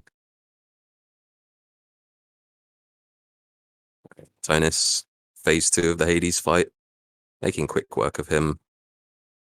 Got plenty of health, plenty of death defiances. Yeah, very comfy end of dead fight here. Yeah. Who needs Mirage Shot? So he finishes Hades pretty much as Shiitake starts him. So they're about one Hades fight difference between them. Yeah, it's absolutely well, it is a decent lead. It is not anything that can't be overcome. I mean, we've seen it throughout this entire run. These guys are neck and neck despite build disparities. They're both playing absolutely phenomenal Hades right now. Both runners are playing at a mechanical level that is just a sight to see. Yeah, I mean, we're getting pretty much what we expected from a Tounis from versus Shiitake match. These, I think everyone knows these are probably contenders for the top 2 speedrunners in RTA. They're just very, very good players. So anything can Absolutely. happen on Eris. Tounis starting his run, presumably with the rocket bomb. Yep, there it is. And Shiitake still getting through Hades phase 2. Damage looks a bit lower than Tounis's was, which is what you would expect. But he finishes about a minute behind, there or thereabouts. Yep, give or take. A couple of Tartarus chambers and then the house split. So not an insurmountable lead by any stretch of the imagination. It looks like coming in from Ghost, it's about a minute 6 difference between them. Yeah. And Tounis making very good use of the rocket bomb plus fiery presence combination to pop the ringer so he can focus on the numbskulls. I mean, getting rocket bomb in Tartarus is just so nice on Eris. It makes everything so much smoother. Yeah, And it's absolutely. much better than Delta Chamber. That's fair. All right, so Shiitake just heading into Tartarus now. Tounis, he's already, a handful of chambers in, gets the pom into Lightning Strike. He's heading to the mini boss. I didn't see the reward on this door. Afro. So I think Afro Special is fine to take here, or Dying Lament. Dying Lament, not bad at all. He probably would have taken the special if it was offered. But, Yeah, definitely not worth rolling for it. No. There's just so much you still want. You still want Poseidon. You want the dash. You want Breaking Wave. Starting Zeus on Eris, you can very much get Vareemed with your Poseidon boons. Yeah. Not being offered the dash, and that really slows you down later on. There's a difference in rarity between Tounis and Shiitake's attacks here. Tounis picking up the comment, Shiitake picking up the epic. It's pretty nice early on to have epic Zeus attack. And he gets the Chaos Gate as well. Picks up boon rarity at the cost of dash distance. Dash distance is definitely my least favorite curse to see on pretty much anything. Yeah, it's rough. Tounis picking up the hyper sprint and putting a point in the phalanx shot that he picked up. So, is Eris a cast weapon? Technically, Your take? It is definitely intended to be. There's been plenty of hunting blades and plenty of lightning phalanx Eris runs in my time. Shiitake picking up the epic jolted to go with his epic attack and into Sisyphus. That's 3 in a row for Shiitake and 3 Baldy gifts. That being said, Tounis is already at the Furies. It's just looking very good for him. But that the epic jolted on top of an epic Zeus attack is going to be really big for the room clear. Although Tounis does already have a special boon, so his bossing should be a little bit better. Yeah. I mean, Yeah, Tounis doing plenty of damage to Electo there. Not Electo, to Symphony. Shiitake still getting through Tartarus. I think that's still the mid shop for him. Yeah, so he's got a way to go before he reaches That's an the 11 Furies. mid shop. So they've just got 12 to Furies here. Not bad. Armored Witch is not a bad enemy type to see either. Yeah, and he gets the Aphrodite. Again, probably going to take the special if it's offered. Smoldering Air, it's always nice to have. But I think on Eris, it doesn't make as big of a difference because you already do so much damage. Yeah, that's very fair. Obviously, Smoldering Air, good. Yeah, very good. But there's no need Shiitake to force rolling for the special there. He doesn't settle for the revenge boon.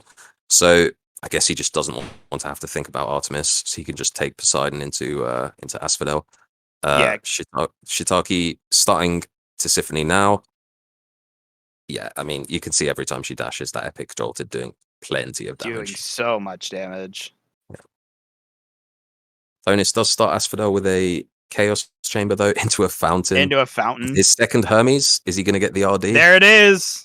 Common RD, it's still RD. It's 50% damage every time he dashes. Very nice to And have. we're going to see the Poseidon here.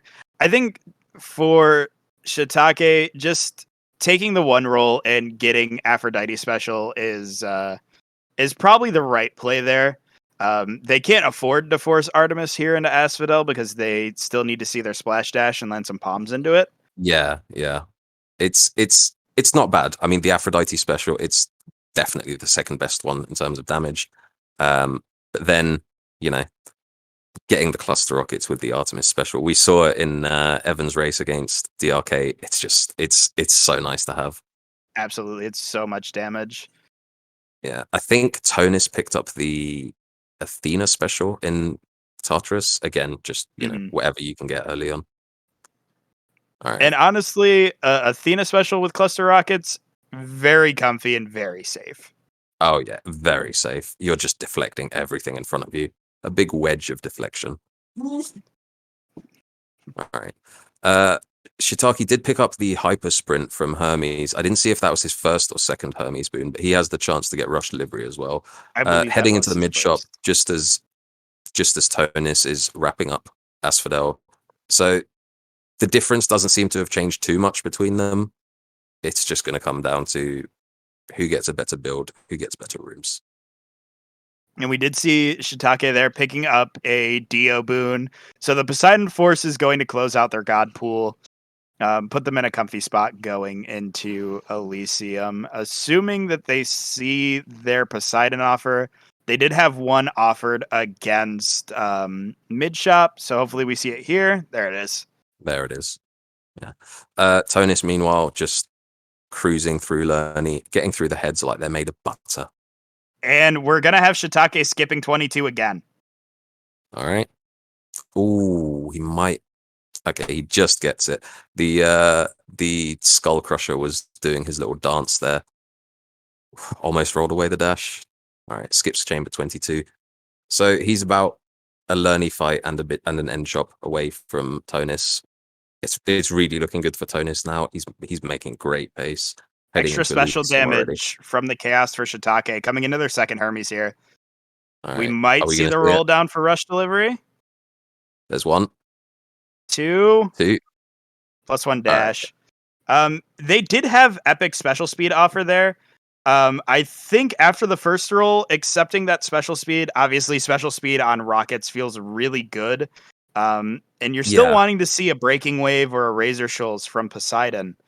So it may have been worth and he is there. now out of rerolls. I mean, it's always tempting to use all your rerolls in Hermes. I do a lot, but the special speed is fine. He's got the Aphrodite special. He could still pick up Clockets in Elysium, and as you said, there's plenty of damage he can still add to his splash dash. Even Poms are worth rolling this late when you've got so many boons, because there's no guarantee that it's going to hit the dash, which he really wants to get a couple of levels into.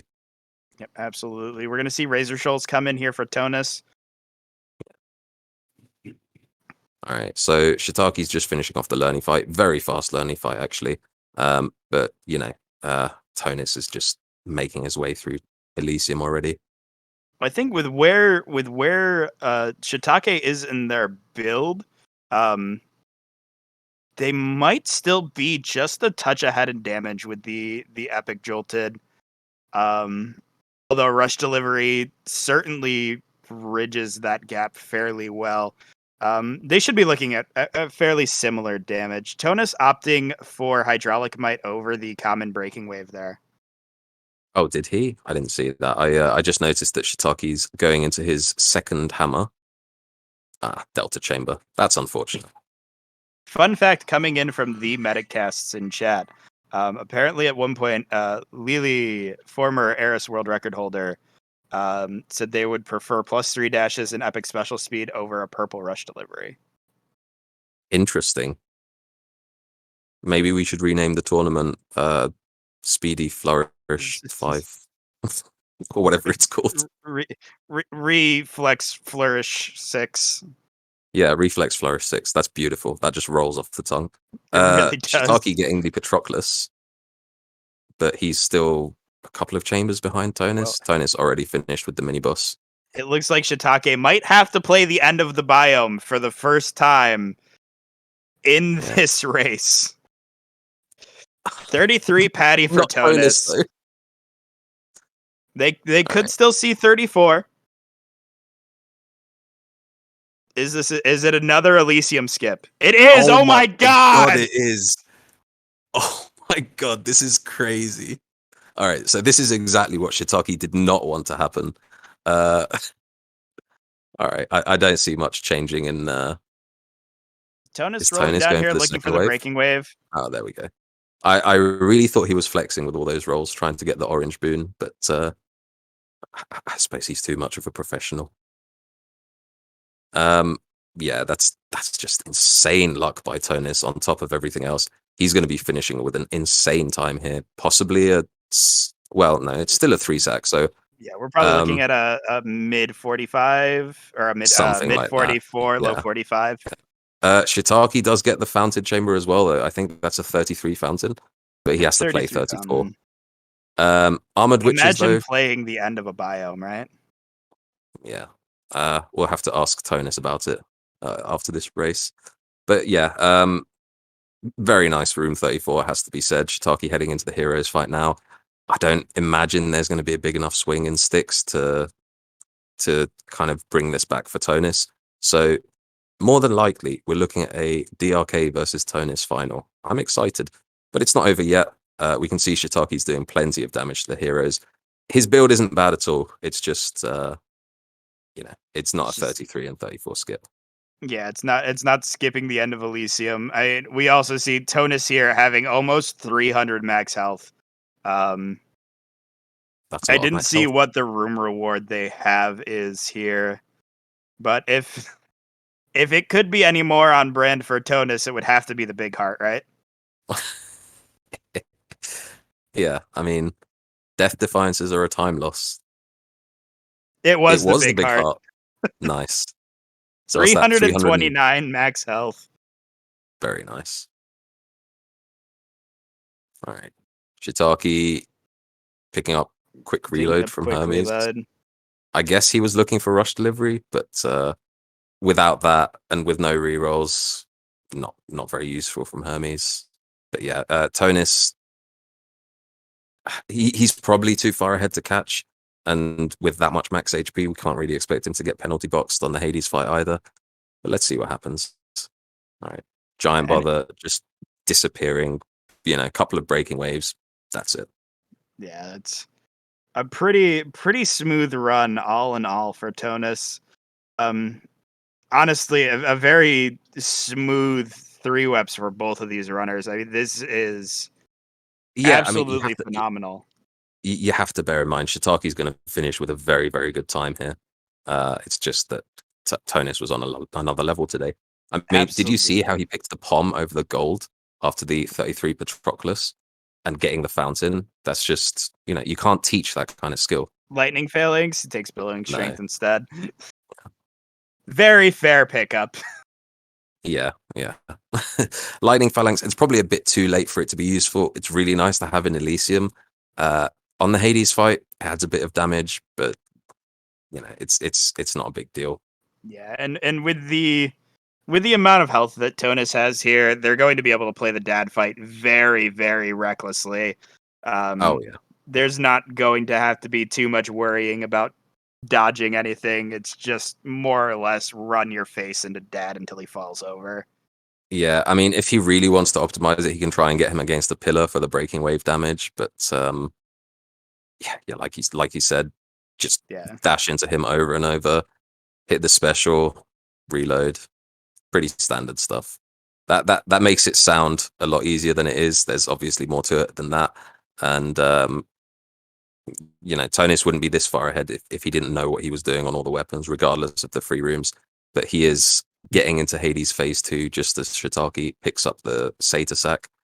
So I mean, I'm willing to bet these are probably the second and third fastest runs we've seen so far. I Yeah. don't know the exact numbers, but both of these runs have been incredibly blessed between the free rooms and the builds. Tounis taking down the final dad fight at 46-12. very fast run. And once again, they're about one Hades fight difference between them. So even with all the free rooms and everything, Shiitak3 managed to basically kept pace with Tounis on Eris as far as I can see. So not bad at all from him. But yeah, congratulations to Tounis. He's going to be heading into the final to face DrK, and we're just going to see Shiitak3 finish off the Hades fight here. Yeah, we're going to see a really nice Hades fight coming in here from Shiitak3. He's also got plenty of health. I mean, 200. All his death defiances. It's going to be very straightforward. Yeah, it's a very comfy dad fight. There's none of those moments where you're like, oh man, if he hits me with one spin, I'm in trouble here. Exactly, yeah. Or the dreaded spin with a skull in you. Oh yeah. Yeah, it's a very fast Hades fight. Just over a minute's difference between them by the end of this. I mean, Yeah. it's just that consistency that makes Eris so good. Absolutely. The floor of Eris is very high, and then, as we know, the top end of Eris is very much, if not the highest, one of the highest in the game. Yeah. Okay, and with that, Shiitak3 finishing in 47-22. That's a very, very good run. You have to remember, this is triple 3-sack on this 3 weapons. So I think both the racers are back in the channel. If we could have a quick word. Yeah, absolutely. Great race, guys. Shiitak3, how are you feeling? Those free rooms were insane, buddy. Yeah, do we even have to talk about that bail run? Because I don't want to. I got completely bailed out by free runs on that one, and I mean, I guess for the rest of them too. But I actually had builds for the other ones. But yeah, I think that bail run, as rough as the build was, not finding the Artemis attack, not finding the Mirage shot until the end of Styx, was impressive to see you pilot that with as bad of a build as it was, to still finding success.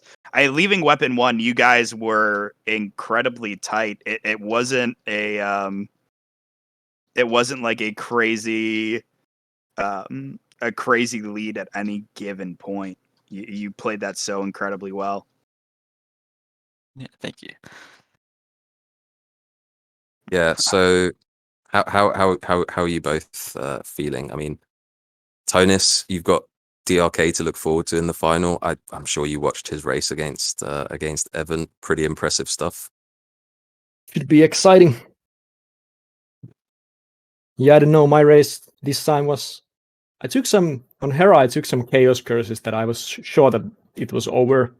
But it's just that because I can't see what Mushroom is doing, I always expect that, okay, he got the Mirage in Tart again, and he got Clockets again, and everything is just going perfectly for him, and I'm just suffering here, but it seems like that wasn't the case in the end.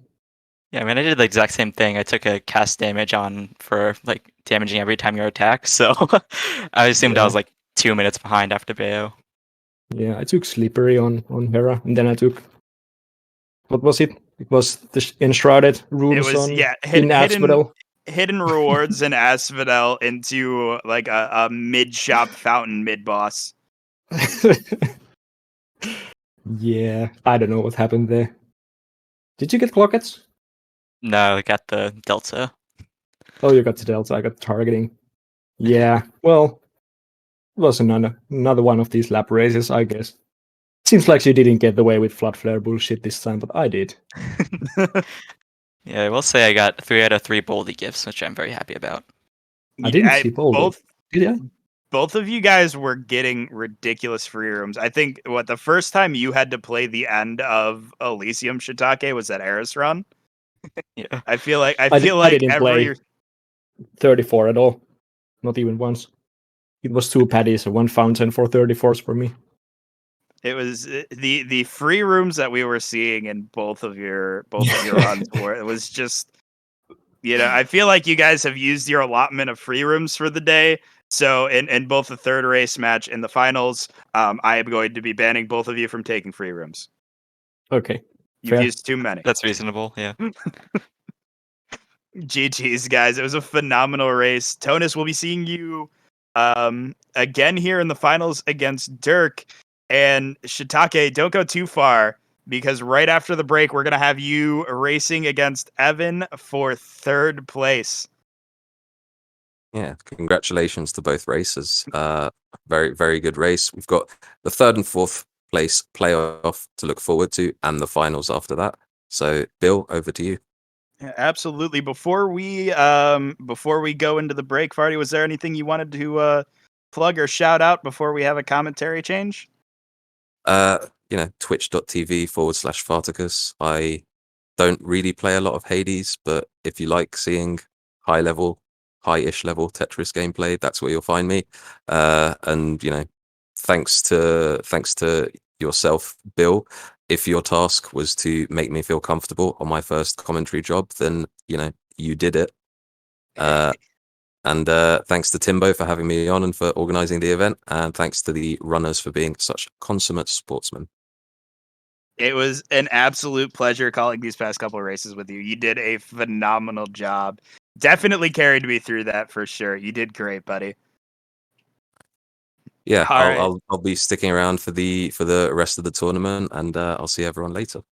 All right, guys. So we're gonna hop into a short intermission while we get everything set up for the next race. But we will be right back for our third and fourth place matchup between Eappleton and Shiitake. See you soon, guys.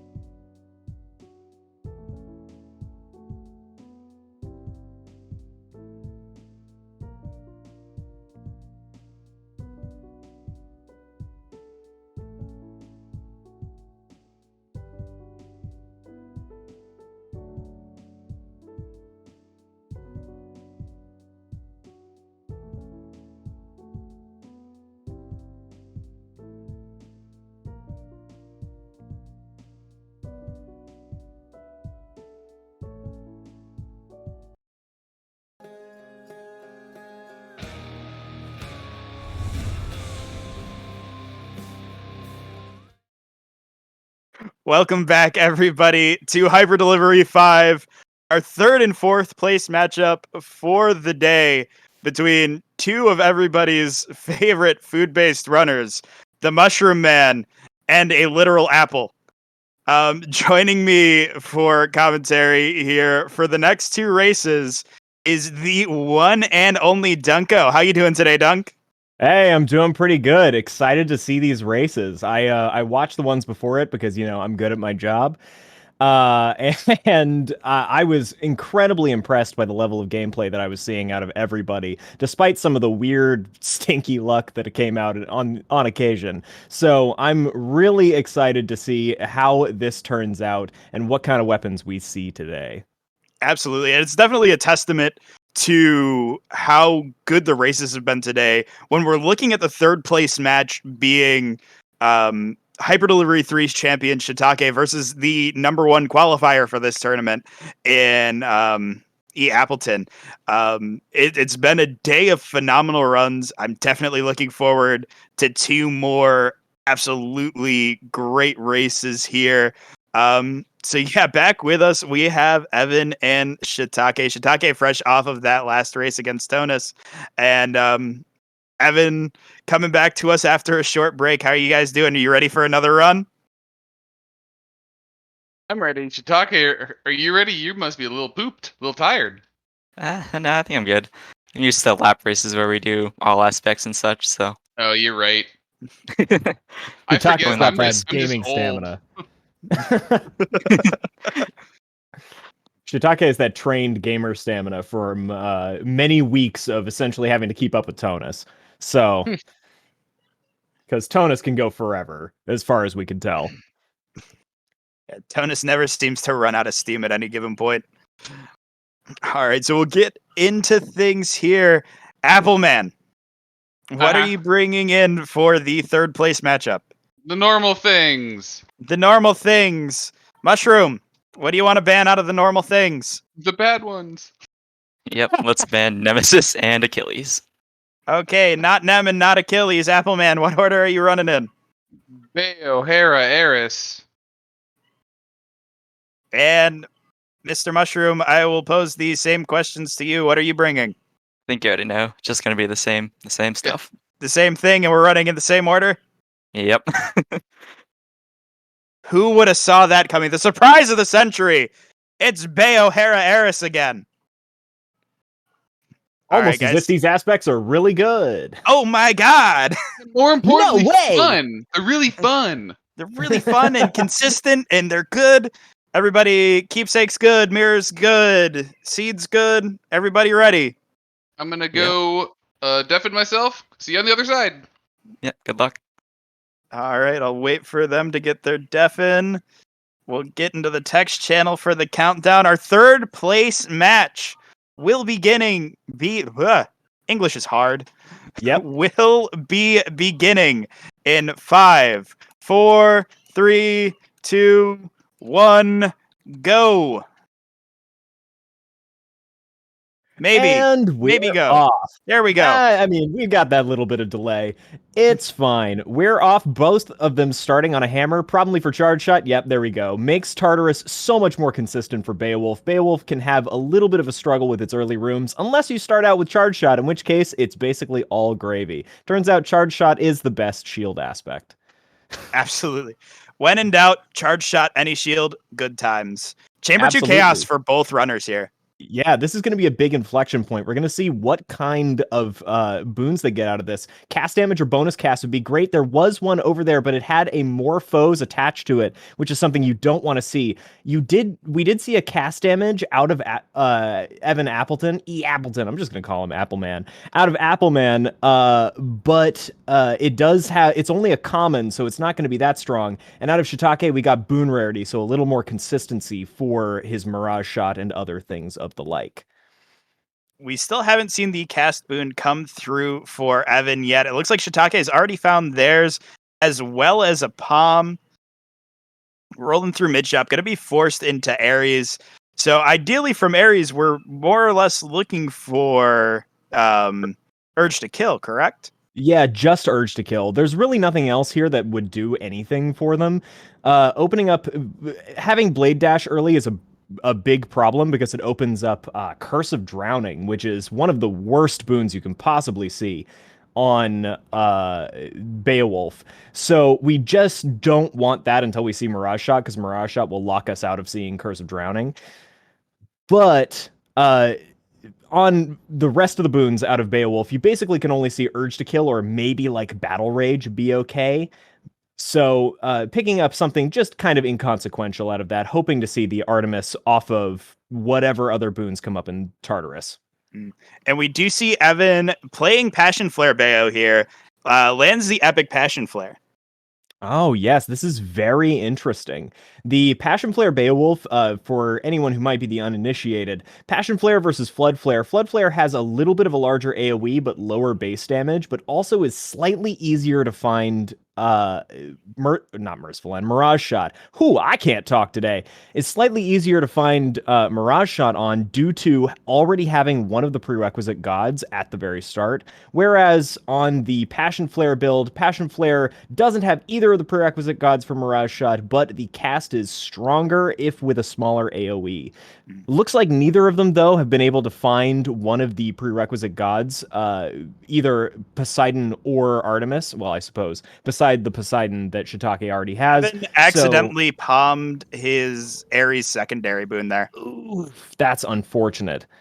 At the very least, it's looking like both of them are going to be pretty even coming into the end shop, about the same time and also with about the same build.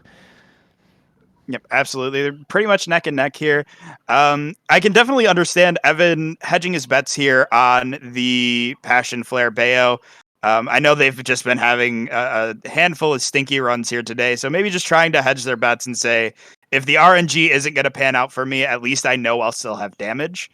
Right. Shiitak3 clearing through Meg pretty quickly there. And we should have Evan wrapping up to Symphony pretty soon after. There we go. Just a couple seconds split between the two of them. That's right. It looks like it's going to be about 20-ish seconds of difference, which is pretty much nothing over the course of the run. We'll see that easily swap back and forth, depending on what they find. Looks like Evan is thinking for a second, ends up taking the Artemis keepsake, deciding to get the better attack onto the charge shot, because honestly, even if you don't find Mirage Shot, that Artemis attack is going to add a lot of damage with the base 80 damage out of charge shot. And also, Heartrend, I feel like, isn't a terrible secondary option. Obviously, nowhere near as strong as Mirage Shot, as we know how broken Mirage Shot is on Bayo. But it is a decent cope. That's right. It does basically make you into better Zagreus Shield, because Zagreus Shield already wants that exact build, the Heartrend plus, oh no, accidentally palming Tidal Dash? I think I just saw Shiitak3 palm Tidal Dash instead of the cast. I don't know if that was intentional. I mean, the cast is already pretty high level, but I think you'd want to get that up to something like level 6 instead of, having a level 4 Tidal Dash, but maybe that was intentional. I'm not sure. I think it's a fair take. Definitely having a couple more palms in the cast would be ideal. But when we are looking at heading into later biomes, some of that supplemental damage coming out from a higher level splash dash can certainly help. I think it would be a different story if we were still looking at like a level 2 cast. But I don't think it'll be a significant difference at this point. They're already pretty healthy on palms. Yeah, I tend to find that basically the break point for where you want to stop your cast, where you can stop your cast, is around level 5. But level 4, level 5, it's about the same. Looks like there's a Chamber 22 fountain coming out for Shiitak3, solidifying the lead a little bit, though we do have a Chamber 21 mini-boss here, so we'll see what comes out for Evan here. Evan having to roll for the attack does get it off the first roll. That's going to be very solid for them. Yeah, absolutely. A good pickup. Ooh. Evan sees the 22 fountain as well. Very nice. A neck and neck free room RNG, though I will say getting a little tripped up by grabbing the fountain. We've all done that. That's something that just happens. Yeah, every once in a while, the Fountain decides it doesn't want to be interacted with. Might roll for the Mirage, or the Heartrend decides to settle. Totally fine. They do only have one roll left, so I imagine we're seeing a Poseidon Force into Elysium and trying to save that roll for Mirage Shot. Almost certainly. Also, some pretty incredible damage coming out of the Mushroom Man, despite not having Mirage Shot, just kind of exploding through the main Lerny head. It's kind of impressive how much damage you can pull out of Flood Flare sometimes, despite its pretty lackluster base damage. It's definitely having the Epic Splash Dash is giving him some solid supplemental damage while he's waiting for the cast to drop. Being able to dash back through and just have that little bit of extra damage, while it's not super significant, is definitely something.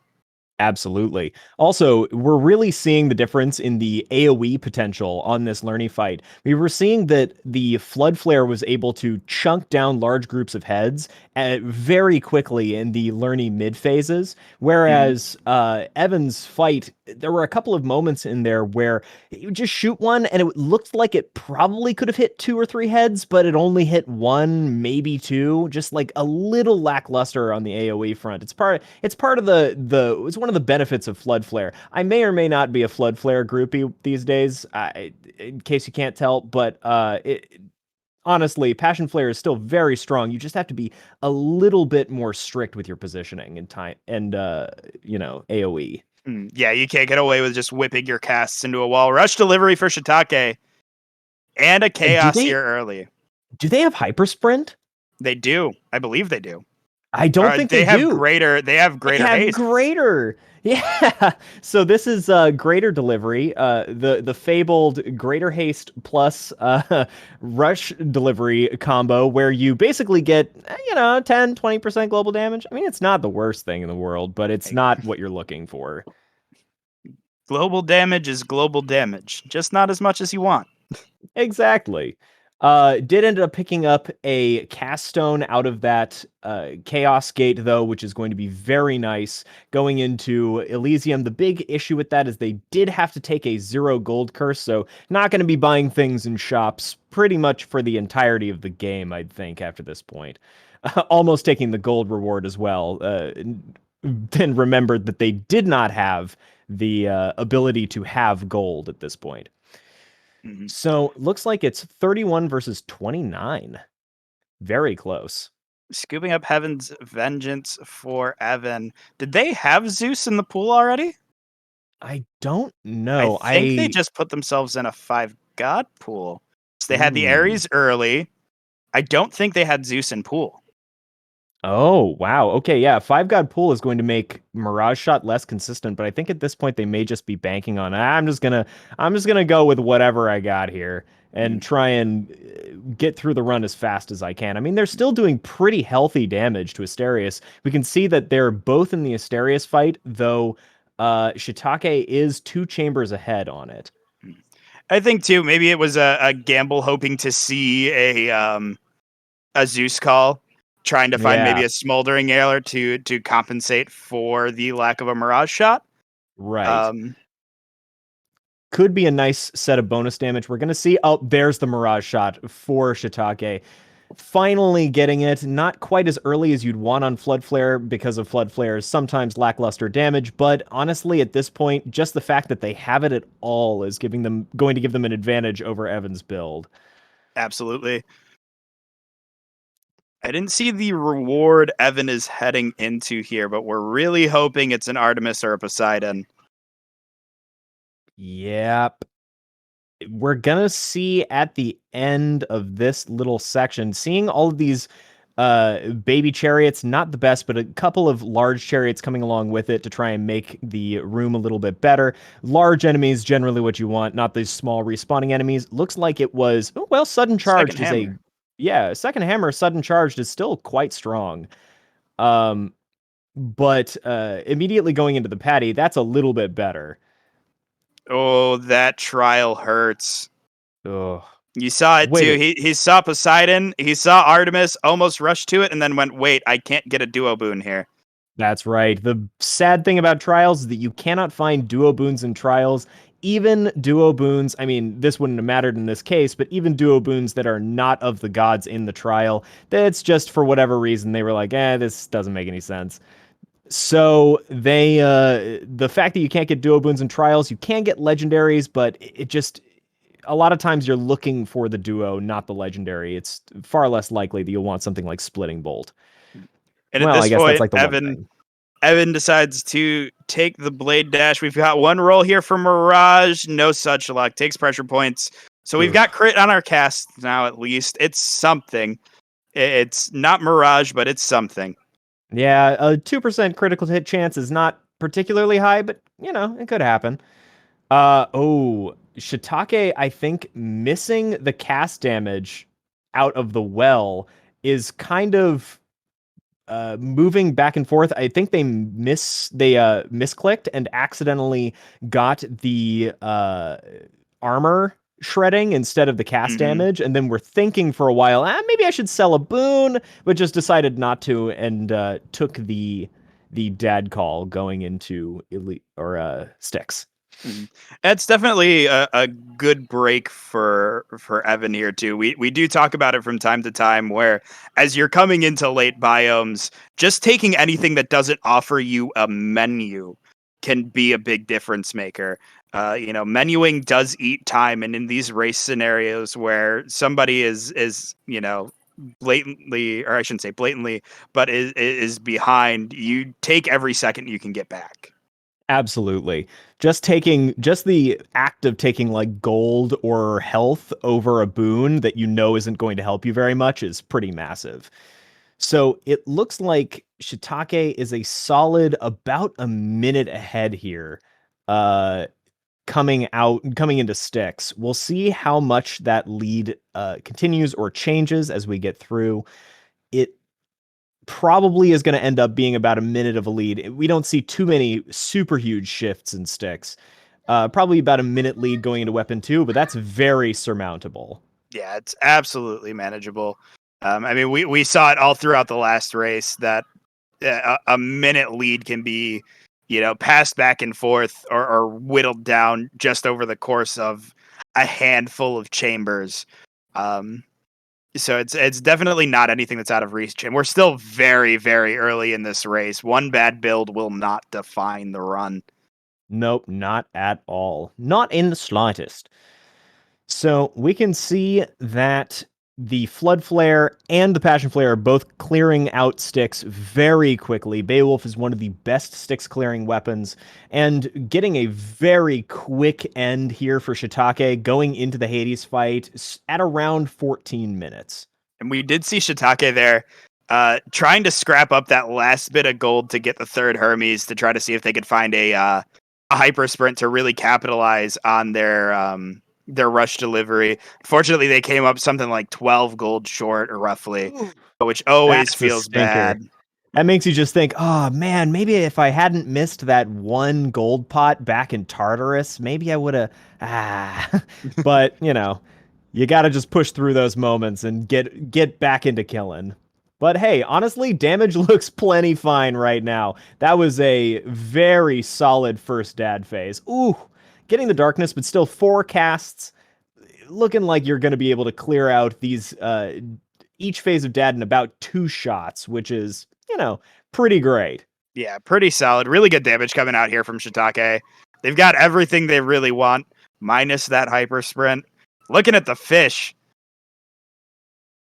If they fish flex, I swear. But Denko, he used the fish to set up better RNG. Oh, Mirage shot coming in for Evan, though. Oh, yeah, I see what you're talking about, Bill. I totally get it now. You just gotta go over and fish, and then your next round will be goated. Oh my god! Thank you for committing to the bit dunk. You're welcome. If there's if I'm known for anything, it's committing to the bit. So yeah, looks like Evan had some pretty big struggles in Styx. I think getting the large rat and things like that really exacerbated their lack of damage. Did you say they ended up getting Mirage shot there at the very end? They did. They caught Mirage shot right at the end. So we should see their damage ramp up. There it is. Absolutely. There's the This patch looks flare like damage. yeah, this is going to be a fast Hades fight at the very least. So even though they may have had some struggles Struggling before, to pick up their casts there. That's tough. yeah, but luckily they were still within a range where they could get one more good cast shot to kill. So still ended up being okay. It's looking like pretty similar damage to the Flood Flare, about 2 cast salvos for a kill. On the other side, we can see that Shiitake is starting out on triple shot on Hera. We'll see what they go for. We got Evan wrapping up phase 2, Dad. One more to go. Hug your dad, Evan! Hug your father. Oh my god, hug your father. Let's see. There we he go. There goes Dad. 1651 on the Bayo. With how tough that build was, definitely a respectable time, especially considering everything is a 3-sack on these mods. Absolutely. Yeah, so I think 1651 at this point, not something that a competitor like Evan is going to be happy about, but look, but still a very respectable time. Shiitake ended up getting both Artemis and Poseidon offered, took the Artemis to try and get it on the attack, and got a fountain to go along with it. But it gets stuck with the flourish again! Getting stuck with the flourish! Oh my gosh. This is painful. That is the ultimate roller coaster. You have the most difficult decision to come down to between two gods you desperately want. You get rewarded with a fountain and immediately punished by not seeing the boon you needed anyways. Rolling for Snowburst, ends up picking up Rare Ravenous Will, which is still fine, but not getting the Snowburst on that first one. At least Demeter's still in the pool now, so there's options for finding it later. And still, even though, don't have the attack, still might actually get the attack here because another Artemis coming up. Even though they don't have the attack, they are still on the way to Mirage Shot. So I'd still say that Shiitake's in a great position, but still a little unfortunate there in the last couple of boons. And we are going to get to see this again. God. Oh my god, no, Artemis. Artemis, no! No! The Hunter Dash! Oh, the 2 Hunter Dash offerings is so brutal. One, it might have been worthwhile to just not take an Artie core boon there.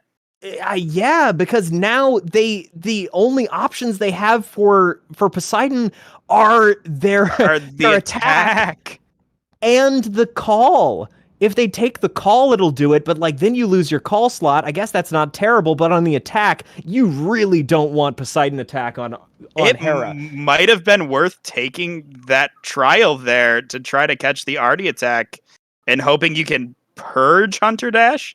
But then, even if you do, it's reducing the chances that you'll find Hunter Dash out of the purging well. The more boons you have, the harder it is to purge one. And on the other side, for Evan is currently picking up a Poseidon out of the mini boss. We'll see what they can pick up. There are better options out of Poseidon than there are out of Artemis. Ends up picking up the title dash at Epic. Very solid. Very good. So looks like also on Flurry Shot. So we're seeing a difference of hammers as well. Flurry Shot versus Triple Shot. Yep, Evan is a firm believer in Flurry Start.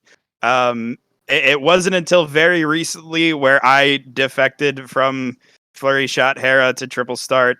It's a very solid hammer, and Evan did get to see his cast early, so he doesn't get punished for not having the triple damage. Going into a chaos here, it looks like Shiitake is deciding to force Demeter. I think they've accepted at this point that they absolutely 100% need Snowburst.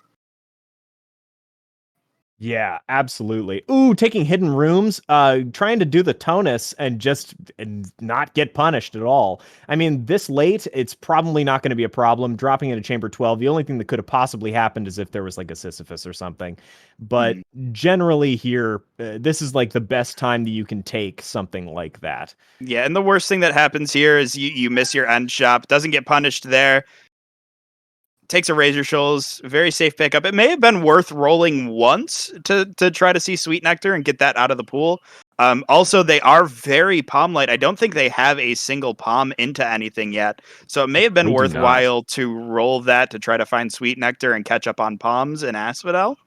Potentially, they do have 5 rerolls, so that is their part of having 5 rerolls is that 5 rerolls is the exact threshold that you need. There is one under the threshold that you need to be able to roll 3 times. So it's very easy for you to spend an extra reroll here or there on 5 specifically. 4 or 5 are very nice for just like, randomly rerolling something. I can throw a Shiitak3 skipped the Poseidon. Wait, did Shiitak3 have enough money for that Poseidon? I think they did. They did not. I'm not sure. They did had not. Okay, never mind. 93 obols, unless they bought something else in that shop. No, they bought something else in that shop. It is very possible that they accepted. You just don't want Poseidon attack. But Granted, Poseidon Call is still fine. Poseidon Call would be okay there. I don't know. It's very easy. I know we've all done it as runners. When things start going south, you just sort of, I hate to say give up on it, but you get into that mind state where it's just like, whatever, I'm just going. Yeah. So it is very possible that maybe they weren't thinking about it. They're just kind of like, whatever, I need to get off of this Hera, get to Eris, get somewhere I'm going to be comfy. Yeah, this is very interesting. I mean, like, I think potentially you're right that Shiitake is sort of getting into the mindset of like, hey, I'm just going to go for the Snowburst style build, which I believe they did actually pick up. Yes, they did pick up Snowburst out of Demeter. So they may just be like, I don't really need Mirage Shot at this point. It's unlikely that I find it. I'm just going to go for Snowburst and hope. So maybe that's what's going on. I'm not really sure. We'll have to ask Shiitake about it later on. See what get their thoughts on that one. They could also be looking at going kind of into the more Rama type of build where you're taking Hunter Dash and just kind of taking an Afro attack. I think that might be their best way to fill that that boon slot. They're not it doesn't look like they're looking to get rid of the Hunter Dash. So it might be worthwhile for them now to just accept whichever one of the attacks that they get out of 2 meaningful attacks and just try to maximize their value that way.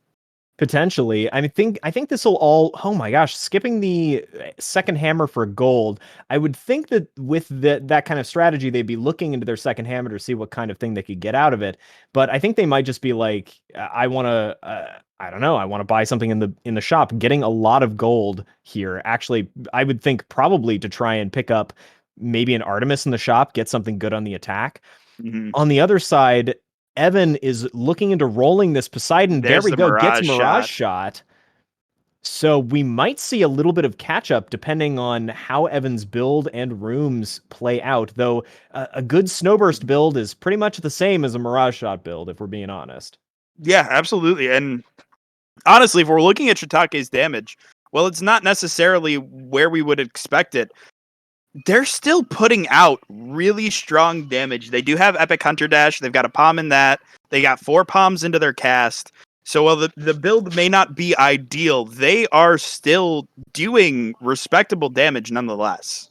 That's true. And I mean, honestly, this is sort of like, it's so funny to me that we've kind of come back around to this point. Back in the old days, back in my day when we were playing Hera in the nascency of the game, we basically thought that all Hera really needed was Aphrodite attack or Aphrodite cast and Snowburst. And lo and behold, we're kind of back to that again.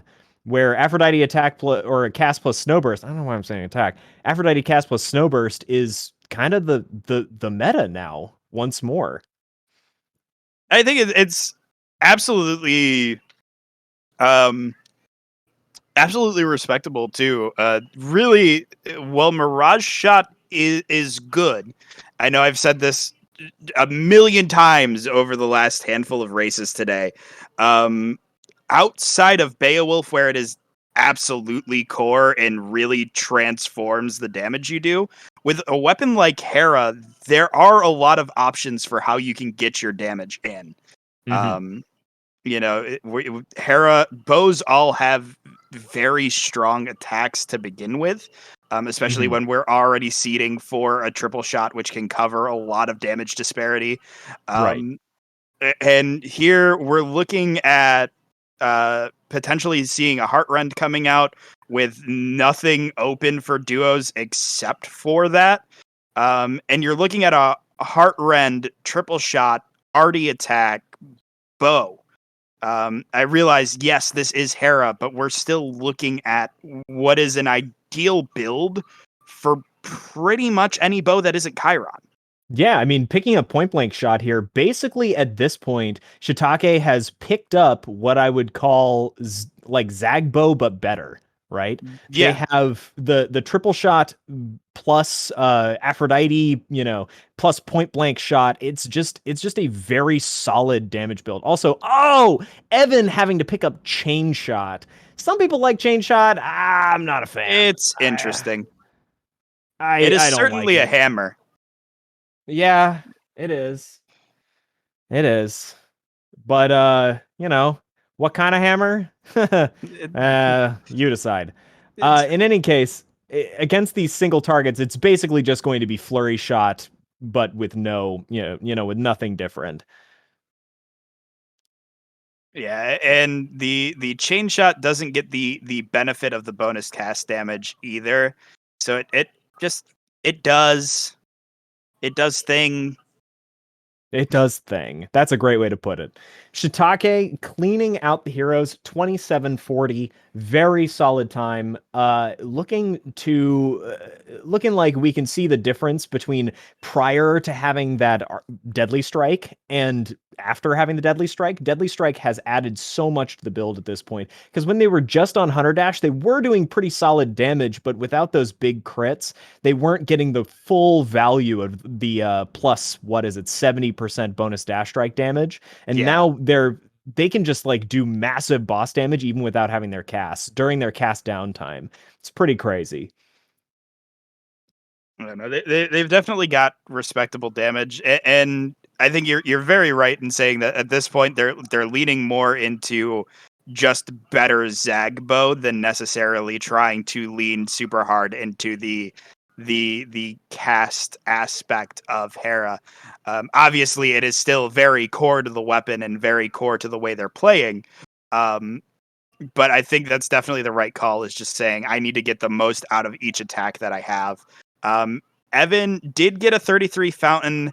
Finally gets, it looks like their first palm into their cast. Oh, I can't my tell God. if that's a 2 or a 3. I think that's a 3, but it's hard to tell on our screen. But it is definitely a very low level cast. Evan is having a really rough time with level 2. Confirmed Wow, from production, it's level 2. Dang.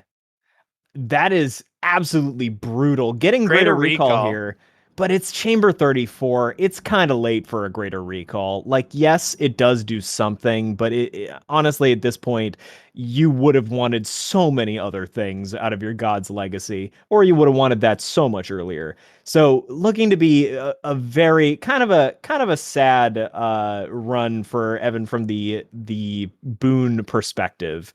They're kind of struggling, though they are still doing very strong boss damage due to the power of Crush Shot and just Hera in general.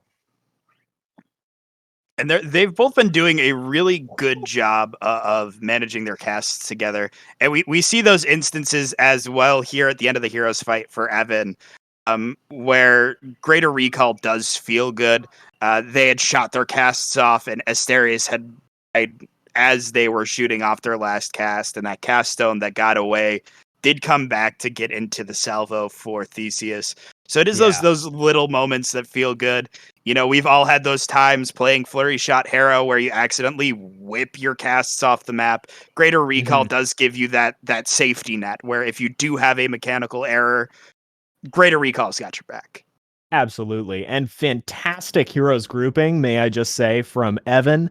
Evan got them right next to each other and just did not let them move. By the time that one of them wanted to leave, they were dead. Very fantastic play there. Absolutely. Going into, it looks like they've got a difference of about a sticks at this point. So kind of getting close to the point where it's about a biomes difference. But honestly, given the difference between their builds, I'm not surprised. They had vastly different first runs as far as build luck and vastly different second runs as well. So we're seeing the power of this sort of triple shot start with a bunch of Artemis versus the flurry shot start that didn't actually get the payoff of twin or triple on the second hammer. Yeah, it's very true. Plus the very bad cast palm luck. Like getting one palm in like chamber 33, yikes. Yeah, it's definitely been a tough go here for Evan. We've got Shiitak3 clearing out dad number 2 at about 31-35, 31-37. 31-37. So solid split going into weapon 3. Absolutely. And we're coming down to Eris. Eris is a big chunker of a weapon, so unlikely that we see a huge amount of pickup here, but anything could happen. And it's another one of those things where I know I had mentioned it earlier. The floor of Eris is very high. Eris probably has the highest floor out of any weapon. Right. But also the top end of Eris is so much higher than that floor. We can definitely see things go really bad and Evan find time to make up. There's still an entire weapon to go. We've got plenty of free rooms that we can see. We've got, Clockets can show up, Splitting Bolt can show up, Hyper Delivery can show up. There's a lot of things still to come. And while this is certainly a difficult lead to overcome, I wouldn't say it's insurmountable. Not at all. I mean, a lead like this can go away with just, an Elysium skip. Oh, Shiitak3, no. Doing fish flex. All right, disrespect, Shiitak3. Oh my god. Evan's been having bad builds this whole run. His luck has been a rare fish. And you perfect catch a rare fish on him? Oh, this is disrespect. Shiitak3. This is just the worst disrespect. How dare you? Well, even production feels slightly disrespected as we put Evan on the big screen. The Apple Man clearing out their second dad fight here. Let's see how it goes. Production shade. We just get to watch Hades go down to the Apple Man. Oh, it looks like. Oh well, never mind. I'm a stupid dumb. Never. Whatever I was gonna say. Don't mind it. In any case, you're our stupid dumb, and we love you. And thanks. So we've got Hades going down pretty quickly. We did see that the fight that Shiitak3 had was a little bit faster due to his, I would say, dearth of Artemis boons. Just a massive number. But it looks like we should see a pretty solid, reasonable clear here as well.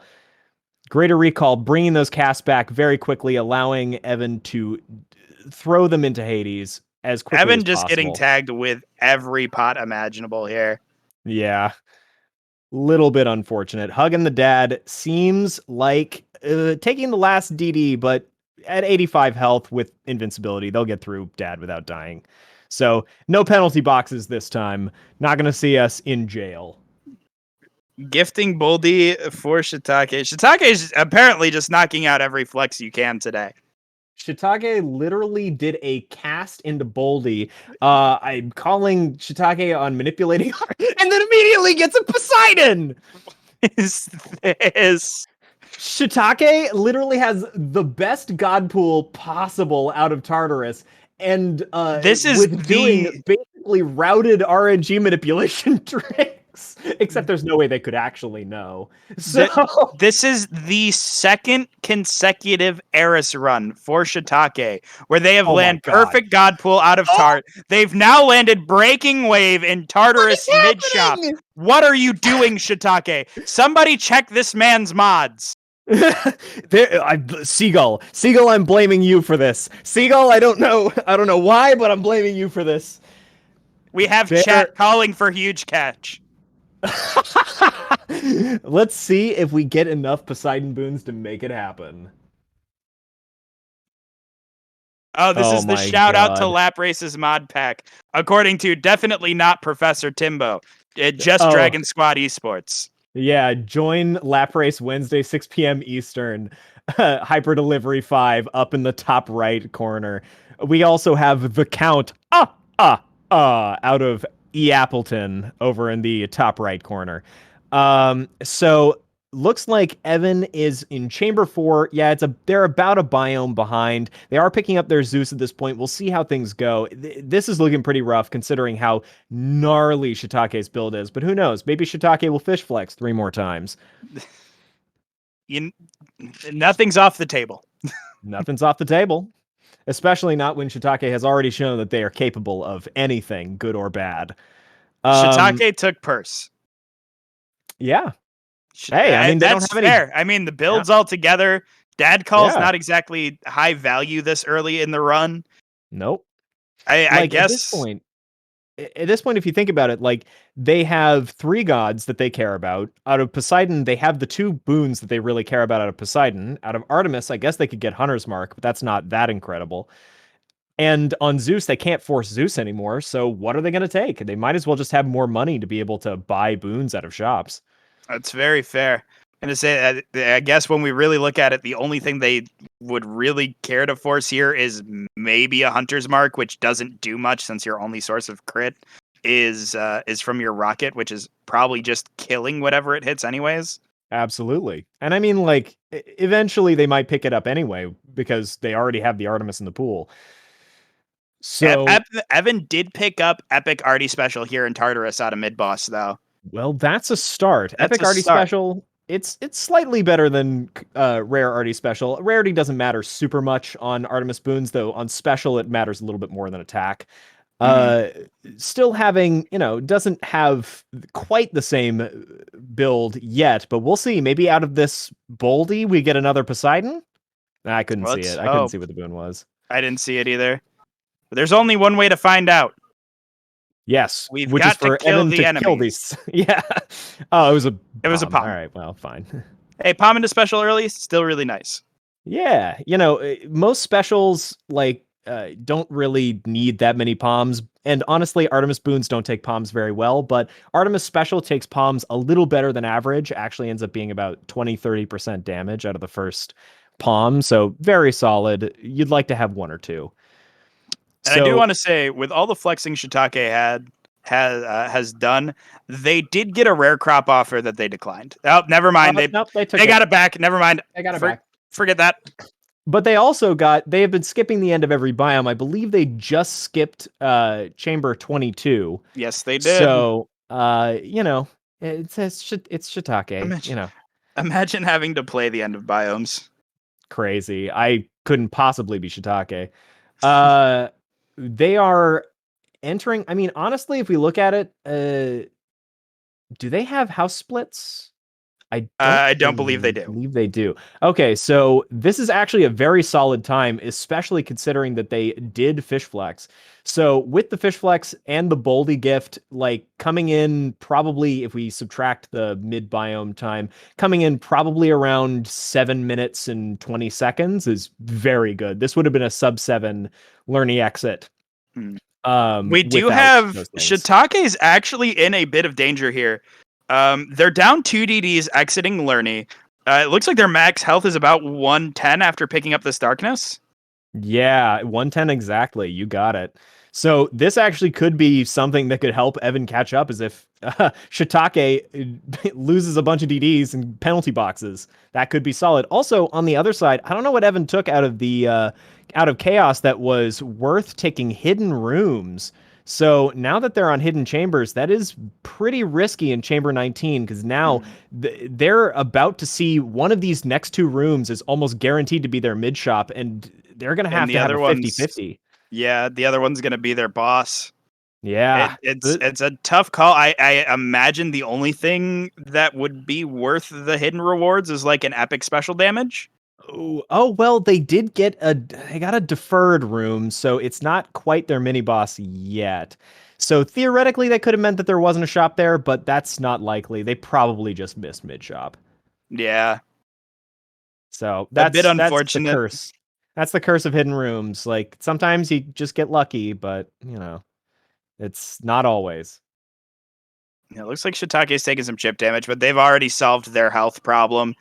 They're already up to 160 health, so they've taken 2 health offers already. Yeah, it's looking a little bit less risky for them, but I mean, it still could happen. The 160 health goes out pretty quickly if you get like boiling blooded or something. So potentially possible, but far less likely now. Evan said, I don't care to fight inside of the power couple arena. I'm fighting in the lava. Mm-hmm. Hey, you know what? Sometimes that's just what you got to do. Every once in a while, the Mega Gorgon just decides to be off the screen, and you can't just like let them be there. You have to chase them down. Second wave being picked up by Shiitake. This is a crowd pleaser run, I can tell. Shiitake has just decided that this is the run where they want to make sure that the crowd knows who their favorite is. I mean, with the Boldy, with the Fish Flex, and with the second wave, all in rapid succession. And I guess we have to assume they're going to go greet the Shade as well. I mean, they can't stop their flexing at the Shade greet. Absolutely. I mean, if they don't, that's kind of just like, leaving the ends of your food on the table. Like you got to finish your plate. That and greeting the Shade is the least time loss out of all of these flexes. Boldy opens a text box. Literally greeting the Shade, you just got to waltz over. Unless he waits for the voice line. Well, no penalty boxes anymore. No P-box here. That's come on, 33. Shiitake. Spinning around, shooting Patty. He's just minding his own business. He gave you your lives back, man. You can honestly, okay, can I just note that you can really see in some of these areas, second wave being a problem, because he'll hit somebody with a title dash, and then they'll just go so far away that he can't hit them anymore with anything but the attacks. It's like, okay, well, this boon sucks. But it'll actually be pretty good in, cluster rockets? Are you kidding me? Are you joking? What's happening? What is this run? Shiitake, turn off the Game Shark, please. Please, Shiitake. Oh my god. Evan exiting Lerny. Still hasn't found their splash dash, man. No. Oh, gosh. I feel so bad for Evan. I've been here before. I know what it's like to be in a tournament setting and just have the game decide that your life is forfeit. And that's kind of looking like what's happening to Evan here is that the last 3 runs, pretty much every single time he has gotten shafted on his boons. So this is a sad one. But hey, that happens. That's part of playing the game. Yep, that is the game of Hades for you. All right, we'll see Shiitake heading into their sticks here on a pretty solid pace. Oh yeah, they're going to be clearing out a pretty good run. I would assume this is going to be about a 47-minute run. Maybe high 46, not quite sure. The dad fight plus sticks tends to be pretty consistent depending on what your build is. It should be probably about 2 minutes and 40-ish. Or no, it's probably going to be actually like 47-30 because yeah. They do have that second wave that we are seeing with having only common breaking waves. Some of the bigger enemies that they're hitting are getting bounced around but not actually taking any damage. Yeah. But hey, they have cluster rockets so they can make up the difference. Also because of their early rare craft. +2 dashes. Cool. As if they needed it. But with the early rare crop, they actually now have heroic Artemis special on those cluster rockets. So this is Oh man. well, this is quite a doozy. Oh my lord.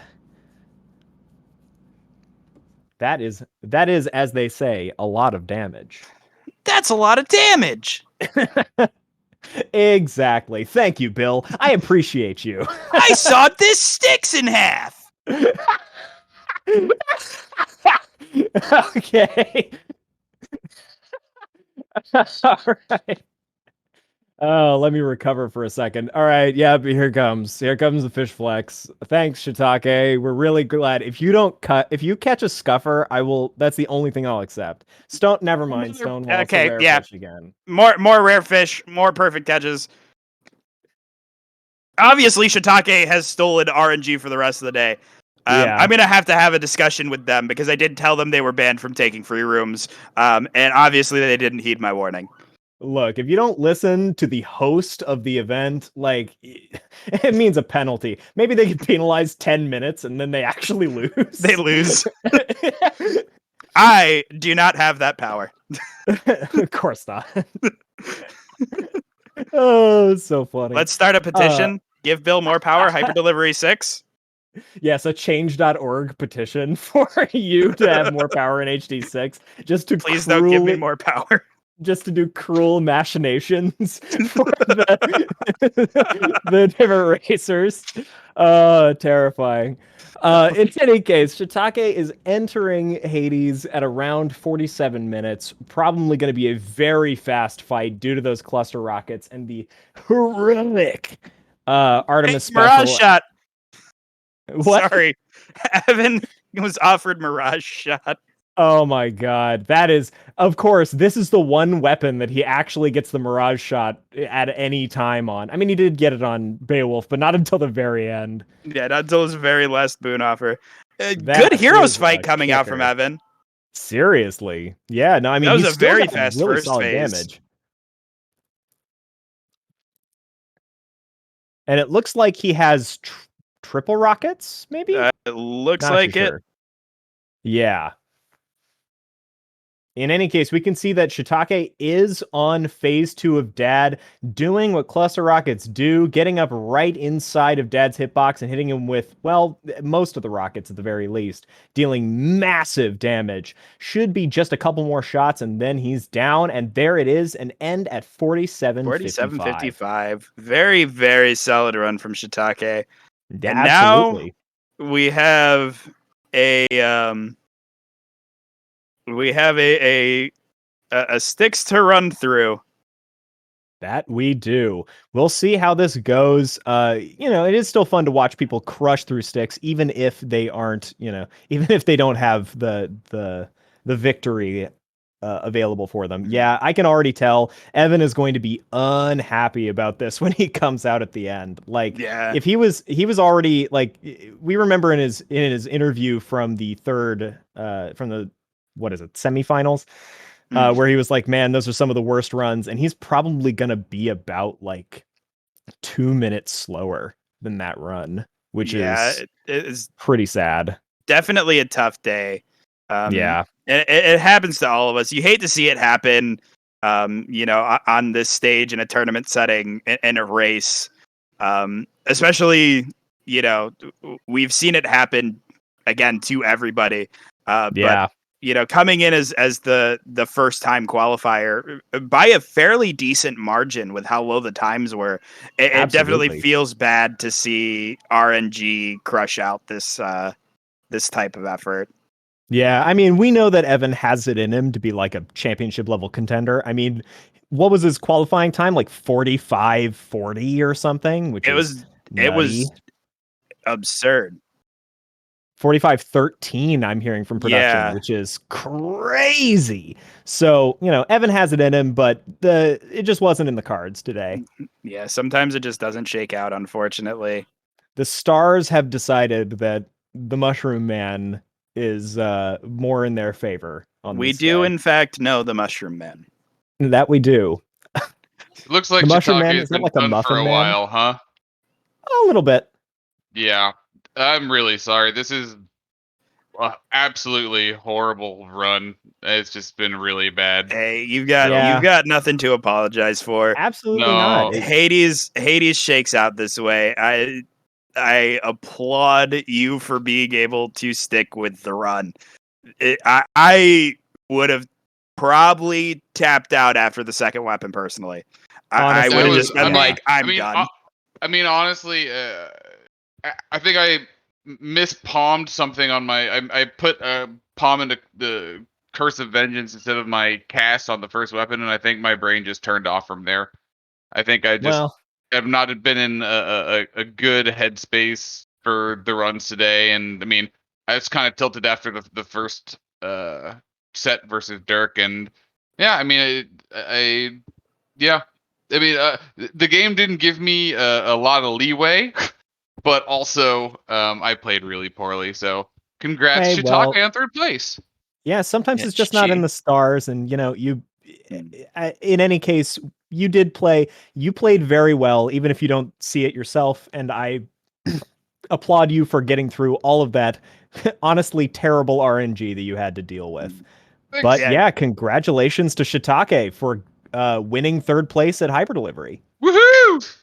I feel kind of bad now hearing how poorly it went because I tuned in only like when I was on my last weapon. I wasn't watching for the rest of it, and I just saw I was ahead, so that's why I started doing the fish flex and stuff. But No, I mean, if I had hey, known that it was that bad, don't feel bad at all. I mean, I think that's a lot of fun. I think that's cool. I don't think it's disrespectful or anything. So I'm glad you did well. I'm glad you had fun, and I'm glad you had like good RNG and you played well. that's just how Hades is The- sometimes. The Yeah, absolutely. consummate sportsmanship. I applaud Absolutely. you. Guys, it was a fantastic set of runs. A couple of tough breaks in there.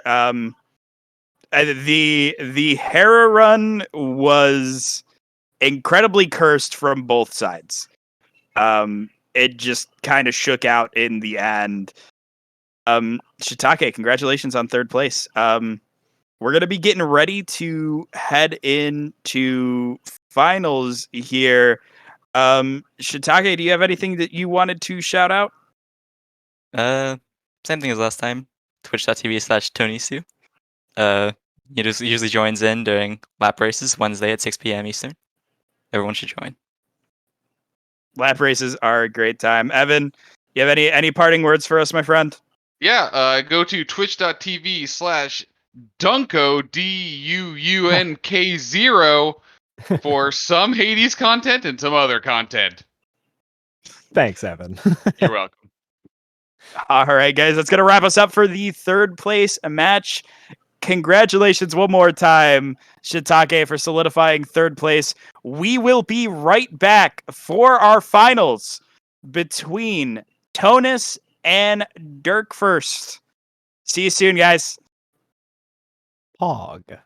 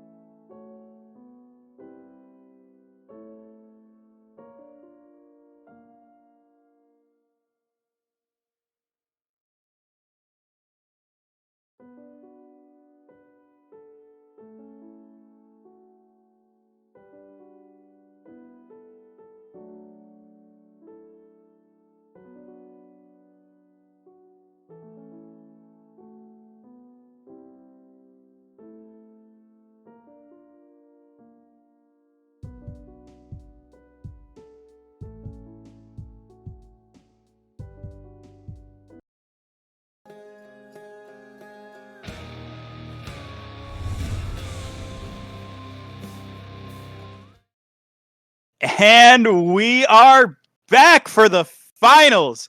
Hyper Delivery 5. It has been such a fantastic tournament to this point, and we are here to see the culmination of all of these fantastic races over the past weekend. We have the fastest man in the community, Tounis, coming up against DrK first in our finals. Joining me yet again is the one and only Dunko. Are you excited, Dunk? Oh, I could not be possibly more excited. This is going to be awesome. DrK and Tounis are both fantastic runners, even though DrK will vehemently deny that with his washed tag up in the upper right-hand corner of his screen, which is completely wrong, but whatever. Two fantastic speedrunners that are going to, I'm sure, give us absolutely blisteringly paced runs today with their favorite aspects, probably. Most certainly, we would hope. Tounis, are you ready? Is this your time, Tounis? Hopefully, we'll see. DrK is tough. DrK certainly is tough. This is yet another chance, though. We've been waiting for the Tounis victory for a long time. I know you've been waiting for it as well. Exciting to see you in the finals here again. And DrK, how are you? Are you ready? Are you ready to claim the crown? No, I wouldn't say I'm ready. Well, you better get ready fast, buddy. There's not a lot of time left to prepare. You got one You race. have a minute 30 tops, okay? Get ready. So my runs haven't been the greatest. I think both have been above 48. So I really need to step that up. Hopefully get some better Elysiums this time around. And yeah, hoping for maybe a low 47 or maybe sub 47 this time. If our last two races have been any sign, Elysium has been feeling very generous lately. And Tounis definitely has to watch out because my last two opponents have died, and I think I'm cursing people, so you better watch yourself. Oh. Pick up health. Okay. Wait, Tounis, pick up health? What? That's Who would have saw that unheard coming? of. All In any right, case, yeah, let's get started with the picks and bans. absolutely. Tounis, I'm going to ask, even though I'm pretty sure I know your answer, what are you bringing for the finals? So what if we just cut this part out, because we're going to be playing Nemesis, Achilles, and Ares, and we already decided that, so we don't need these. Nemesis, Illusion. Achilles, and Eris. Wow, really breaking through the suspense there. And are you guys running in that order? Yes. At least I am. Production, get on it. Nemesis, Achilles, Eris. Production. Production's completely off guard at the moment. They don't know how to Production can't react. type fast enough.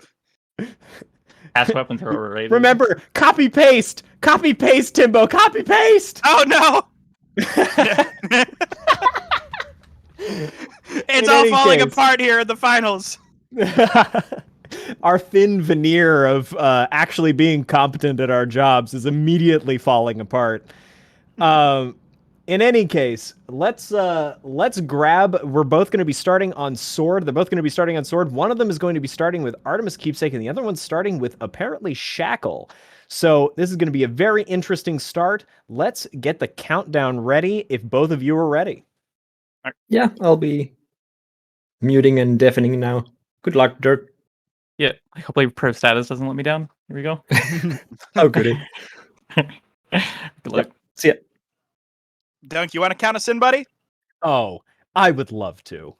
All right, we're gonna go after 5, 4, 3, 2, 1, go! Oh, we got DrK to go. DrK went, and then goes Tounis. Okay, so only a little bit of a difference between the two. Looks like it's going to be about, 2 or 3 seconds. About 2 seconds. So it's essentially a negligible amount of time between the two. So we'll be able to really tell who's in the lead via their cameras. Both of them starting on Double Edge. Double Edge is, of course, the best hammer on Nemesis. You might not know because we haven't seen it very much the last couple of days. But Nemesis gets pretty much double damage off of that double edge pickup at the very beginning. So very solid.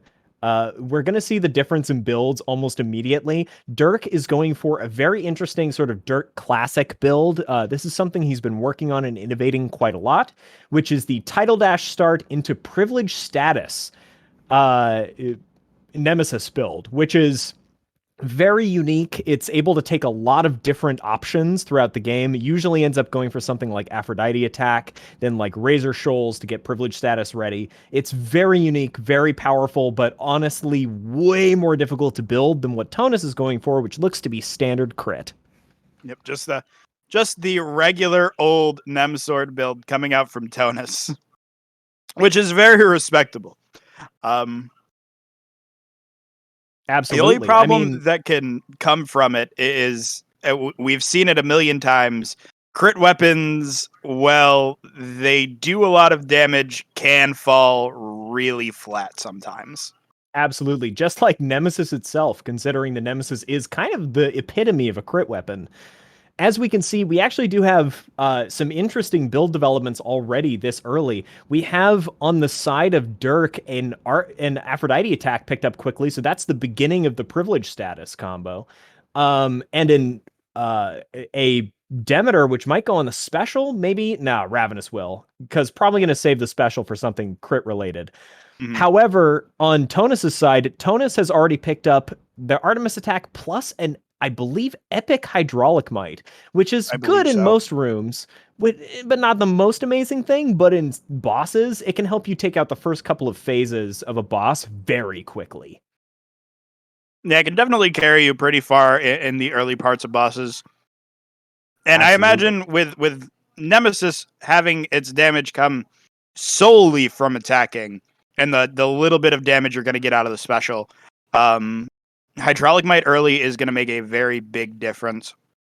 Sure does. Most of the rooms, you'll actually end up clearing the room, if not by the time the Hydraulic Might finishes, very shortly after.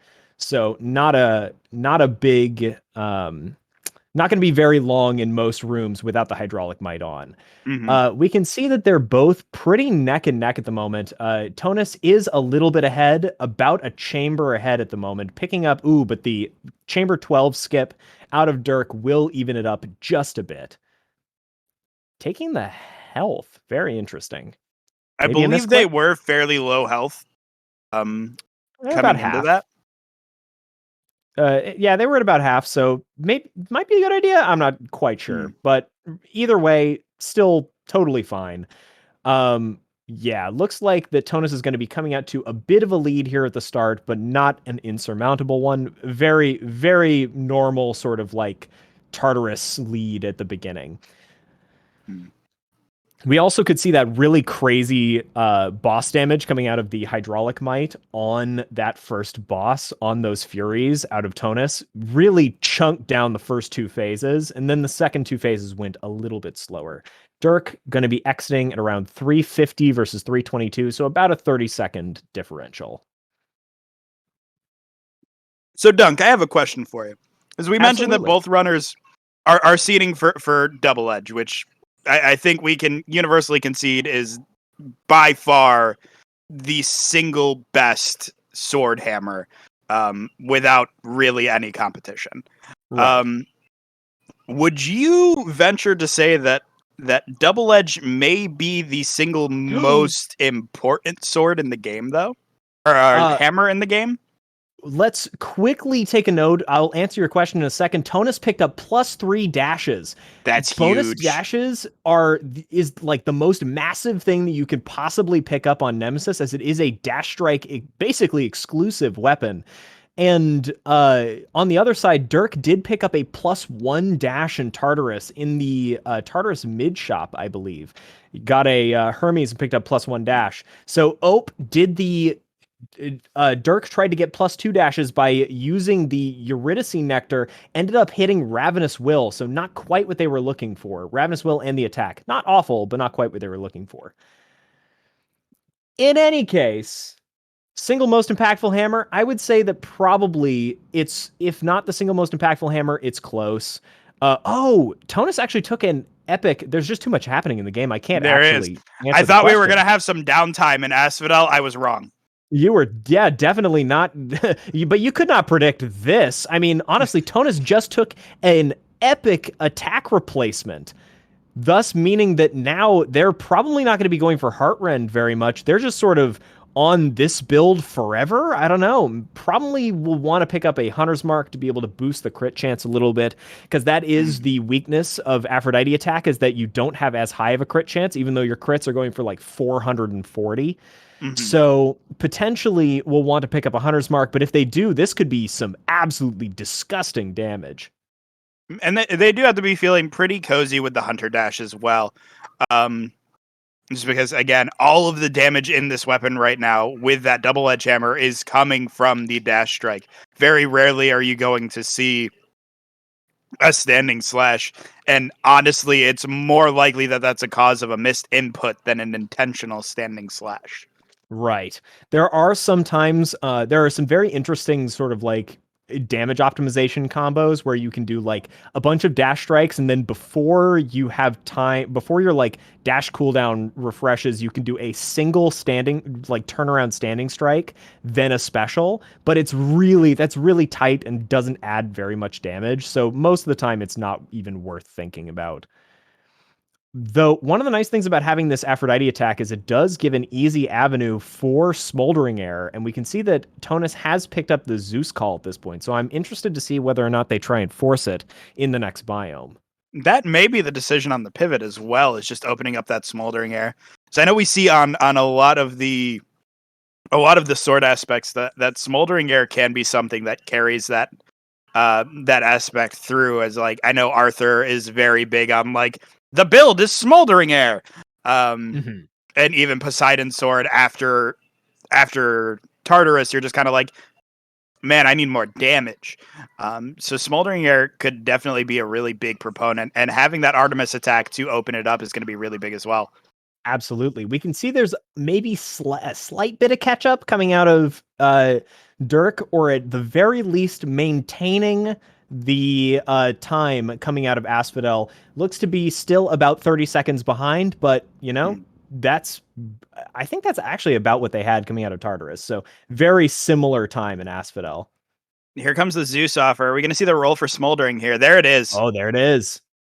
Smoldering has been acquired. Smoldering is such a huge increase in damage for crit builds, because crit builds can have weird downtime, and Smoldering just helps you fill out that weird downtime. And also, something about Nemesis is that Nemesis requires very accurate dash strikes to be able to actually hit enemies sometimes. It doesn't have a very large hitbox. Yeah. So because of that, the Smoldering Air being able to be like a kind of homing damage means that you can have a little bit of flexibility with not hitting enemies with your dash strikes and still be able to get out damage. It's basically a way to clean up some of that inconsistency. Absolutely. We see Hoarding Slash come out from DrK. What a pickup. Hoarding Slash is very weird. Hoarding Slash is like a weird flat damage on top of whatever else you're doing. It's very strange. Thunder Flourish, cute pickup from Tounis. Hoarding Slash is probably going to add a little bit of damage over the course of the game. Not a huge amount, but still fine to have around. Yeah, absolutely. Your second hammer on Nemesis doesn't matter very much. It's something. I mean, typically we're looking for on Nem like a piercing wave, right? Is like the ideal hammer too. Right. Even though it doesn't really matter. Piercing Wave or Breaching Slash generally are the two. But it is very marginal either way. Looks like actually DrK has caught up a bunch of time. Tounis had a very stinky start of the biome and some very rough enemy spawns, and ended up missing a couple of attacks in there that ended up losing a little bit of time. So we're actually neck and neck. Both of them are in Chamber 32, clearing out very similar enemies. So this is kind of the power of Elysium. There was a 30-second difference between them, and then Elysium happened. And now they're completely even. And now they're right next to each other. Maybe just a handful of seconds difference. Yeah, and Tounis has actually seen the patty so DD far. for Tounis. Ouch, that's gonna hurt. I mean, armored witches, as much as we love seeing them because they are very fast in the general case, they can just kill you. Oh, that sucks. Ooh, that's unfortunate. Yeah. Yeah, they can just kill you dead. Like, they do a lot of damage. If one of those balls hits you, I mean, they basically do the damage of all of those projectiles all at once. It can be like 30, 40 damage in a single shot. It's pretty crazy. That and the reason I personally don't play sword, and I'm sure it is probably a reason a lot of people don't play sword as well, not to speak for everybody.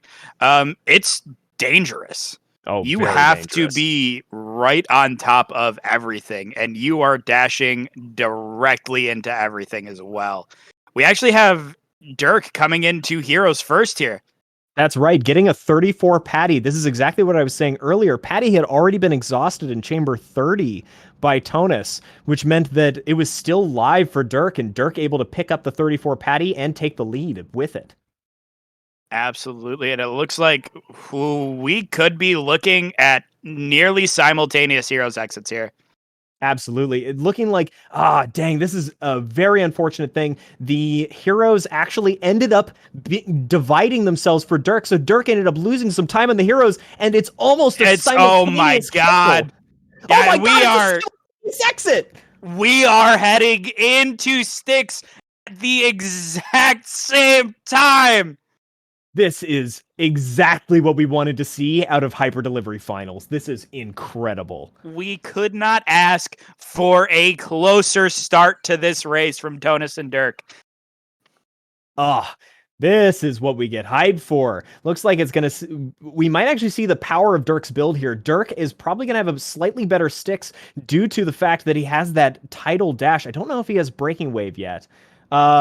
It doesn't look like he does. No. We do have to take into account as well, Tounis does have Smoldering, so it will cover for some of that lack of Splash Dash. DrK should still have the faster Styx overall. Both of them are getting rats o'clock at the moment, and honestly, the tidal dash, part of where the tidal dash is great is that rats are much easier to take out with that massive AoE. So DrK pulling a little bit ahead in the first chamber, or in the first path. Ooh, we can see a couple of technical flubs from Tounis, getting a couple of standing slashes, getting a worse first mini boss because DrK got the best one, which is Bother. But oh my god, deleted! That was some ridiculous damage out of Tounis. He's got damage. My Lord. We do have to remember, Tounis is running +3 dashes right now, so Tounis is just indefinitely dashing through anything, and if anything is alive after 5 dead dash strikes, you probably missed one. Exactly. I mean, 5 dead dash strikes with this amount of damage is just it's death. It's death for anything. Honestly. This is Hades, folks. Whoa, this is Hades. Wow. Oh my god.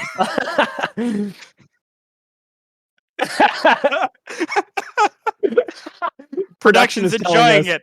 Yeah, production is telling us that we are dangerous on the couch together. I'm always dangerous. That's where you messed up, Buckaroo. We're both always dangerous. So DrK is actually going over and buying the Hermes, probably looking for hyper delivery. Did not pick it up. Ended up getting, I believe, a greater evasion there. I mean, not bad. We've already spoke to the danger of sword. I mean, is it great? No, but it does something. You know, at the end of the day, it could have been literally nothing. It could have been quick recovery. There are worse options. It could have been flurry cast. Probably. I mean, does he have? I believe he does. Infernal. Yeah. Let's see. 3 cast. Yeah, it could have been flurry cast. So it could have been worse. This still damage coming out from Privstat Nem is really impressive. This is the first time I've seen this, and I'm surprised. Like, the build is real. I remember actually I was like very skeptical of it, and then somebody was like, try Tidal Dash Nem and put on Aphrodite attack, and I was like, okay. And then I tried it, and it was clearing Hades so fast. That damage is actually nuts. It is. It's actually crazy damage. Wow. Tidal Dash just does a lot of work. I mean, it's the best dash in the game for a reason. So we can see that, though, despite that, we still have a very fast clear coming out of Tounis because of that +3 dashes. Looks like it's not going to be that much of a difference coming out of the Hades fight. Actually, it looks to be about a half Hades a dad phase. fight. Yeah, about half a dad fight. Pretty incredible. 15:30. It looks like it's going to be about it's a 15:23 if I'm looking at it correctly on the clock for right to me. DrK. And then on the other side, I'm assuming this is going to be about like a 16:05. Tounis is in trouble here. Tounis just ate another DD. Well, they still have one left, and they're on the last phase of they're dad. It's coming fine. through the lasers. They're fine. Okay. Oh, yeah. 15:55, actually faster than I expected. You know what? Tounis always blows my expectations out of the water. Cannot expect anything otherwise. And now we're going to be going into attack weapon number 2. We see a lot of cast weapons in Hermes Cup, or not Hermes Cup. That's the other racing competition that used to exist in Hyper Delivery. I'm sorry, Timbo. I played more of those in Hyper Delivery. We see a lot of cast weapons in Hyper Delivery. Like, we see a lot of Beowulf, we see a lot of Hera, but honestly, the two top competitors deciding to have a much more attack-focused final competition here. Very cool. Yeah, it's a very nice change of pace. And obviously, we knew as soon as Eris was back, we were going to see a lot of Eris, because it is just undisputed the most consistent fast weapon that we have. But it is really nice to see this change of pace from just Bayo Hera Eris or Bayo Achilles Eris. It's a nice difference in play style. Right. Absolutely. We're going to be seeing, it does mean that we're going to be seeing a lot of Poseidon today, because I think DrK is going to be playing Poseidon Tidal Dash on all 3 weapons that they're playing today. So that's pretty nuts. I would imagine, unless DrK has some secret Eris tech that involves starting Pash Dash. DrK comes in to Eris and immediately takes Blade Dash. And that's just the run that we have to live with. Just shackle Eris, baby. I think that's possibly one of the worst shackle aspects in the whole game. Like, if you think about it, it's like, oh yeah, add 100% bonus damage to my 75% bonus damage. That's so much bonus damage. It's a lot of bonus damage, except on the base damage of 10 per shot. Good. Hey, whoa. We were going too deep. Back it up. 100%, 70%. That's a lot of damage.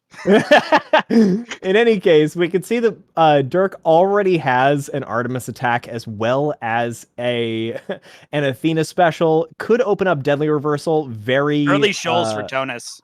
Early shoals. Shoals are okay. You know, it's a reasonable thing to pick up, especially before. Deadly Reversal out of the mid shop from DrK. That's a really and a big breaking wave for Tounis. Tounis is set on Poseidon, going into a natural Zeus here as well. So we've got both runners well on their way to really, really solid Achilles builds. Absolutely. We're going to see the difference between Zeus attack and Artemis attack. Zeus attack generally is thought to be a little bit less consistent than Artemis attack, but with something like Splitting Bolt can have incredible high roll potential. Whereas Artemis attack is a little more consistent and has high roll potential, but only really with Chaos. Also, we can see the Boldy gift coming out of DrK for that Chamber 12 Boldy. Tounis opting to take a palm into his Zeus attack rather than a palm into the Splash Dash here. Well, he does have a common Zeus attack, and common Zeus attack needs probably 1 to 2 palms to really compete. And you'll probably be able to get a palm into the Tidal Dash later. Like, Tidal Dash, the common Tidal Dash is a little better than the common Zeus attack at base. That's fair. And I guess as well, Tounis does have the early shoals and the breaking wave as well to make up for not having that palm early. Ooh, buying the Aphrodite, probably looking to open something like Smoldering Air later on, or Sweet Nectar would actually help out with the palm dearth. Looks like even though Tounis is having a pretty incredible Tartarus, DrK also had a pretty incredible Tartarus. And already having Deadly Reversal as well is going to be a really significant damage boost for him. Absolutely. It's hard to get deadly reversal off of just the special, but Achilles does throw the special quite a lot, so it's a little more likely than it is on some other aspects. Yeah, for sure. I think here we probably see a Zeus Force looking for either a call or a preferably Jolted. I imagine you roll off call for Jolted at least once. Probably. There's also some potential that he tries to go for Splitting Bolt. Don't know how much he wants to high roll on that. Probably gonna start on Jolted, and once Jolted comes around, like it's probably gonna be something like Jolted, call, then roll for Splitting Bolt really hard.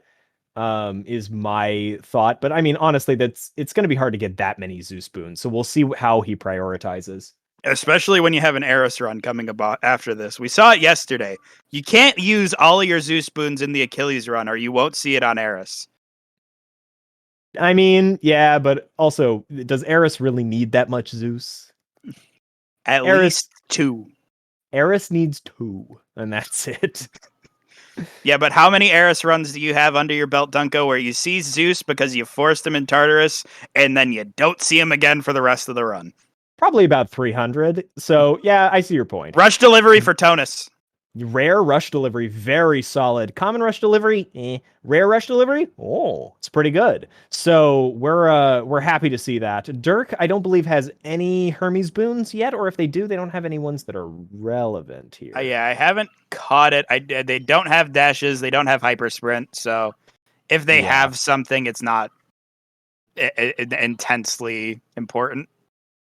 Yeah, Takes the rare Jolted. Good call. Yeah, I think that's definitely the correct call. I mean, Jolted is the thing that you need to get Zeus attack to really start moving. And then from that point, there are other scaling options that you can go for. Ooh, losing the enemies a little bit there. +2 dashes picked up for DrK, coming off of that Eurydice Nectar. Very nice. It's Ooh, Eurydice on 22 for Tounis. Sorry to cut you off.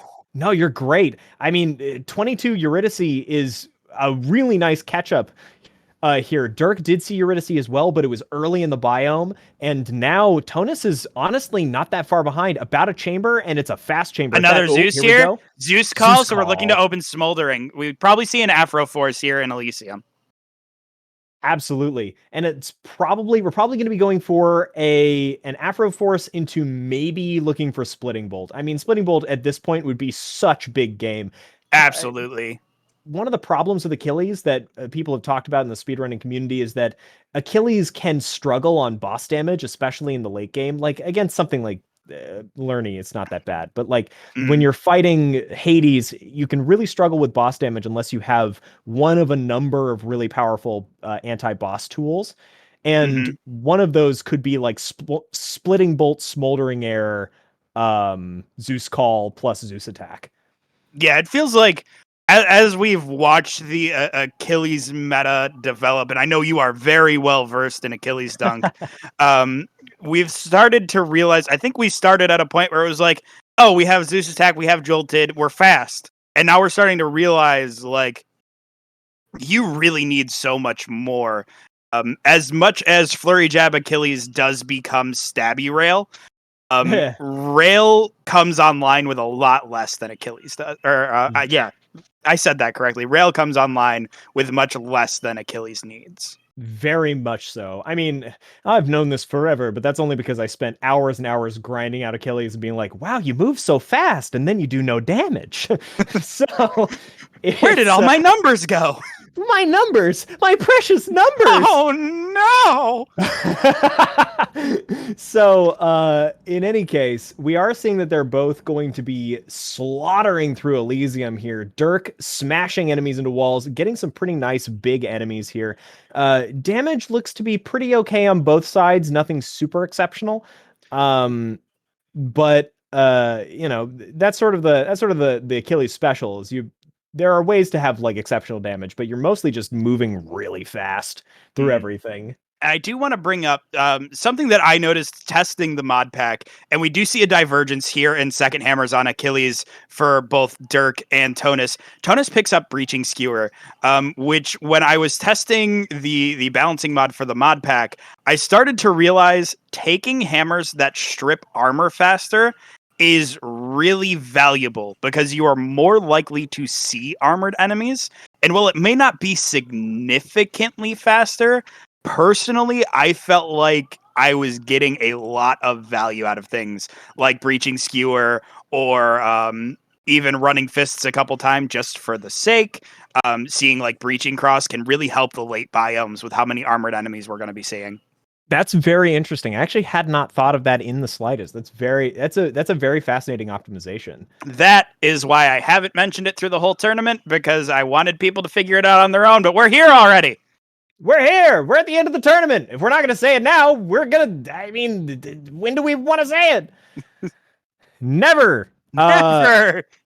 In any case, Tounis did actually end up picking up the patty. It looks like, is that DrK going into a patty? No, never mind. I can't So read. that patty actually gives Tounis a chamber lead and lands Smoldering here. Oh, big! That's big game for the. That is huge. Oh no! No! Oh, there's an enemy stuck in a wall. Oh, barely gets it. That was Seagull, you're a liar. You didn't pay me anything not to share that. Don't believe it. Seagull's a scam. So Seagull, I love you. Enemies getting stuck in walls is one of those rare things that you tend to see with Poseidon. Poseidon can in fact push things outside of the boundary, out of bounds, outside of the collision bounds, if you get the proper clipping angle. It's there are little angles that you can get things into that just make it so you can't hit them anymore. Yep. So very unlucky there for DrK. Lost probably about 10-15 seconds because of that, which is not great. But we've seen you know, some of the great splash dash bugs in this hyper delivery. We we saw have. in one of the side tussle races the classic dad dance around the pillar because he gets knocked into it while he phases. We've now seen enemies lodged into walls where they are now out of bounds and untargetable. For the first time during my side tussle run, I saw a shield respawn just out in the ether in Elysium and float his way back slowly. So there's been some really interesting splash dash interactions within the last weekend of Hades. Yeah, it's been kind of crazy. I mean, that's kind of the risk that we take by playing Splash Dash, right? Like Splash Dash is a fantastic boon, but it does have all these like weird interactions that come from, forced movement, as if forced movement didn't have bugs in every game that it's in.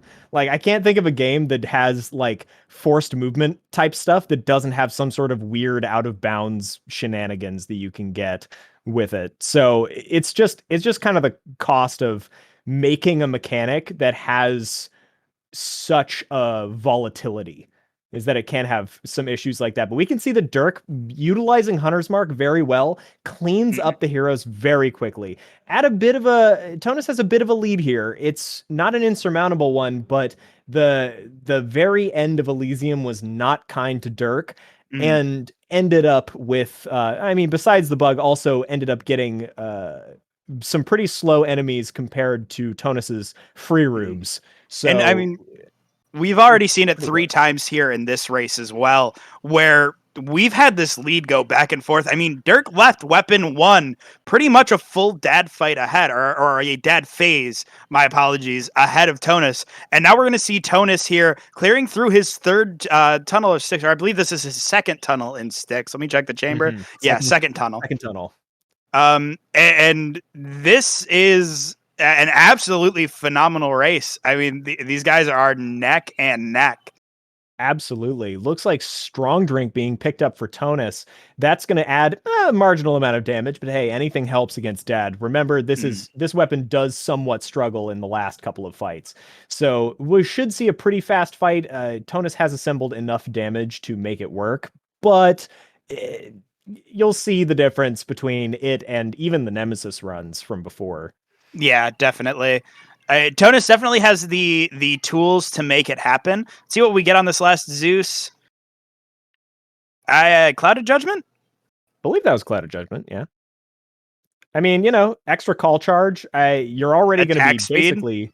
Oh, attack speed. Basically, Epic attack speed. This call is going to be always up. I mean, with Clouded Judgment plus attack speed, because every attack adds a little bit into your call, Fast, rapid attacking weapons generally charge call faster. So Smoldering Air, Clouded Judgment, Epic Attack Speed, Flurry Jab, like this is going to be basically 100% call uptime. And might I just add, you want to know what else charges call really fast, Dunko? What? My does? favorite boon in the game, Support Fire. Oh my god. Support Fire for supremacy, baby! I will die on this hill! Yeah, you will. Support Fire is a fine boon. Come on. The true disappointment in your voice, though. It's a fine boon, Bill. I don't know what to tell you. It's like it's good, but like anyway. Best boon in the game. 19 damage at heroic. I thought it was 18. Anyway, Hades is going down. Oh my god, yeah, this basically permanent call up time is doing some massive damage to Hades. You can see his health bar is going down in tiny increments very fast. Many tiny increments. Death by 1,000 cuts. For DrK was Side Hustle. Gonna be coming out of the dad fight with 10 extra gold. Just the way we like to see it. Coming out of the dad fight with 10 extra gold, that is honestly like the side hustle right before dad fight. Always just, it feels bad, but also at the same time, you just look at it and have to laugh. You have to just be like, it's like, I'm rich! Man. Hey, I got money! So Tounis having an absolutely fantastic second run, coming out a whole dad fight ahead of DrK. We're gonna have to see. DrK is really, it's gonna come down to how these Eris runs fare. Eris can be a bit of a fickle mistress sometimes. So this weapon has some issues occasionally. You do need to. People like to say that it's the most consistent weapon in the game, and it is. But you still need to get some stuff on Eris. It's not gonna be guaranteed fast. I mean, in the worst case scenario, you need really 4 boons to get going. Yeah. You need the Zeus attack, you need Jolted, you need an okay special, and you need Splash Dash. Hey, but and we know that it cannot happen. In Evan's run in the fourth place match, he didn't get Splash Dash, I think, ever. He might have gotten it in think he Elysium. got it towards the very end of Elysium. Yeah, so we know how badly an Eris run can go. We'll see how Absolutely. this goes. We got DrK wrapping up dad, coming out at about 32, 38-ish, trying to squint at tiny splits. Yep. Yes. This is the get close to your screen moment. What is that time that I see? If I wasn't already on the edge of my seat from how close this race is, I certainly am now trying to read DrK's splits on a very small screen. So it's about a minute 30 difference between the two of them. 31:02 coming out for Tounis versus 32:38. So a minute 30 difference is pretty large, but DrK is an absolute master of Eris and could actually put out some pretty ridiculous times. Then again, so is Tounis. We do see Tounis picking up Lightning Strike and already having Splash Dash here. Yeah, it looks like Tounis skipped their first Zeus to pick up a Lightning Strike, to pick up a Tidal Dash. Also, DrK starting on Delta Chamber. Well, it's a decision. It's a decision you can make. You know, you lose out on the cluster rockets potentiality, and instead you get smoothness. Because the thing that Delta Chamber does is it just makes your gameplay extraordinarily smooth. It also adds some iframes, if I remember correctly, on your dashes. Like, you actually get more iframes when dashing with Delta Chamber than you do with other things. I might be wrong on that, but it is a very smooth experience because you don't have to worry about reloading. You just sort of dash your way through enemies doing a ton of damage. And it kind of puts you in, especially like coming off of an Achilles run, it puts you in very much the same play pattern where you're throwing a special and then you're just going to dash strike a ton. Epic Razor Shoals coming in here for Tounis. Another early Shoals. Yeah, this is a very solid build setup for Tounis at the very beginning. It's looking harder and harder for DrK to make this comeback, but who knows? It could still happen. Definitely. There's a lot of race to go. We are only in Tartarus. There is about a half biome lead right now, but that's definitely not insurmountable by any stretch of the imagination. it could just be an Elysium, honestly. Like Elysium could change everything. Honestly, it's not even a full Elysium. It could just be like 2 free rooms. Yeah, pretty much. Two Elysium free rooms can take away a minute of time very easily. DrK might pick up Phalanx Shot out of this Athena. Maybe could like grab a Lightning Phalanx or something. Lightning Phalanx is quite powerful on yeah, there it is. We Phalanx do get Shot. the Phalanx Shot. Phalanx Shot is quite powerful by itself. It's just it's one of the highest damage casts in the game and has a reasonable AoE on it. And then with Lightning Phalanx, basically just becomes Zeus Cast, but better. And Zeus Cast is notorious for how quickly it can clear out rooms if it has enough damage to do so. Yeah. So it's a very solid cast to have around. Plus, Lightning Phalanx has some extra value against heroes, kills them both very quickly. Tidal Dash also picked up for DrK. Yeah, a very big pickup. Gets them on track here. Now they're really just going to be looking for a good special boon. Obviously, things like Jolted and those secondary boons that we do need to see on Eris. But they're set up pretty well here in early Tartarus. That's right. Looks like we've got actually pretty similar setups coming between the two of them. Tounis, DrK is actually looking to get Epic Jolted. Very nice. Very big pickup. I don't believe Tounis has seen their Jolted yet, have they? I don't believe so either. I could be wrong on that, though. I think Tounis has found more Poseidon boons and fewer Zeus boons. I think they must have they forced Artemis here, so they're looking for that Artemis special. DrK actually has a very, very good build at this point. Their build is actually slightly better than Tounis's, in my opinion. They just have a lot of burst damage. That Phalanx Shot really does pump out some good damage. We do see a 22 Chaos on this tile. It's going to depend what it's offered against. I imagine Tounis checks the door first. Probably. I mean, a Eurydice would be better than the Chaos, so it's worth a little bit of time loss of checking to potentially have a faster time. First Hermes here, +1 dash, gonna roll it off. Okay. All right, ultimately accepts it. There's the Eurydice. 22 skip either way. Yep. The thing that DrK has over Tounis as well at the moment is that DrK currently has Hyper Sprint, which means that he is live for Hyper Delivery, which could be big game. Tounis took the later biomes. Took the gamble there on Eurydice. Now has Heroic Flourish and Heroic Attack. All right, and probably not what he was looking for. He was probably looking for the +2 dashes as opposed to +1. But hey, you know what? It is what it is. It's still worth something. Hey, Heroic Flourish plus Clockets. We saw how much damage that can push out with no bombs. That we did, and it is disgusting. It is a very gross amount of damage. This damage, it is crazy. This damage is so high. What are we from the guy who made the room? I did not hit her, Tommy Wiseau. Tommy Hello, Wiseau. Mark. That's Oh, hey, Mark. Yeah. So goodbye, Lerny.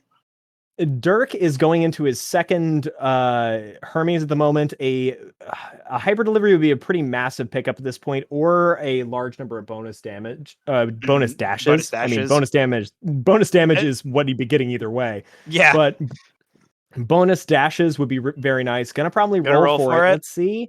Ooh, epic special speed. Nah, without Clockets, it's not that good. Oh, what a shame. Epic special speed might have been worth the pickup there.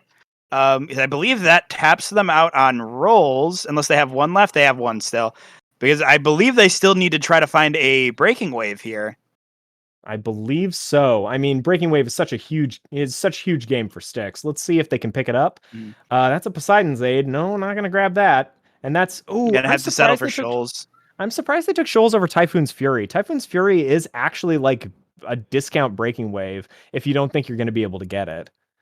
Like, it's pretty good.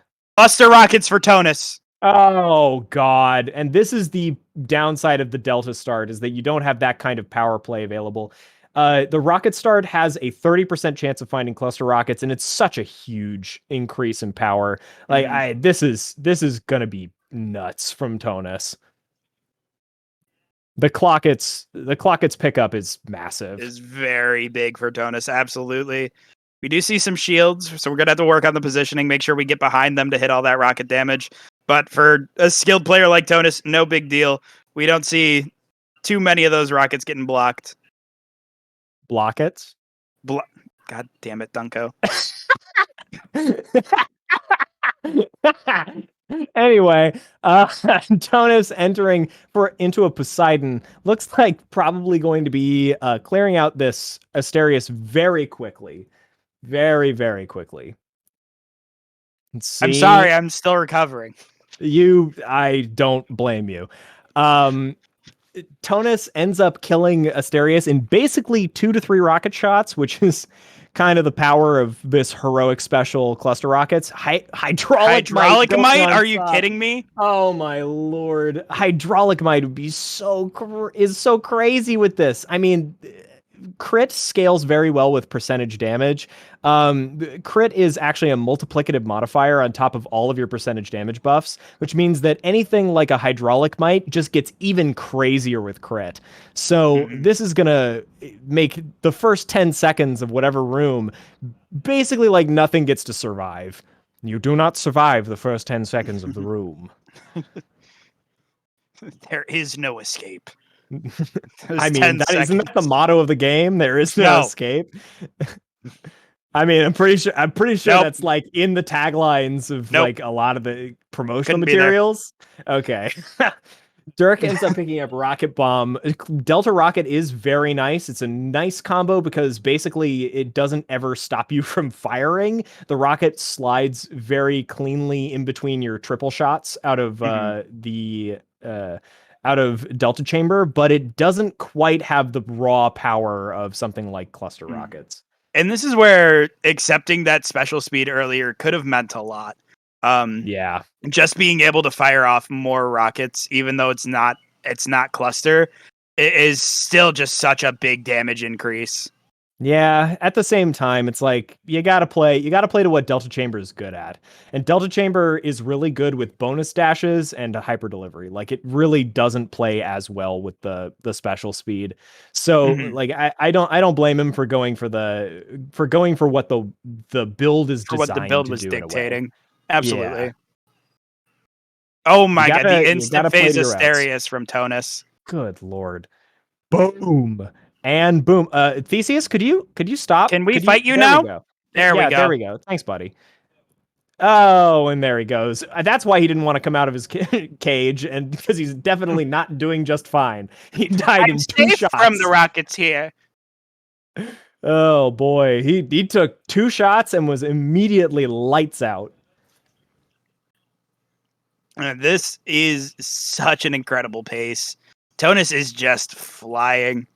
Yeah, I mean, if you think about it, like after the first weapon's like a 15-minute run, and then the next 2 have just been blisteringly fast. Absolutely. It's been a spectacle to watch. Oof. One thing to note, it is possible for Tounis to penalty box here. It's not likely. He has 195 health.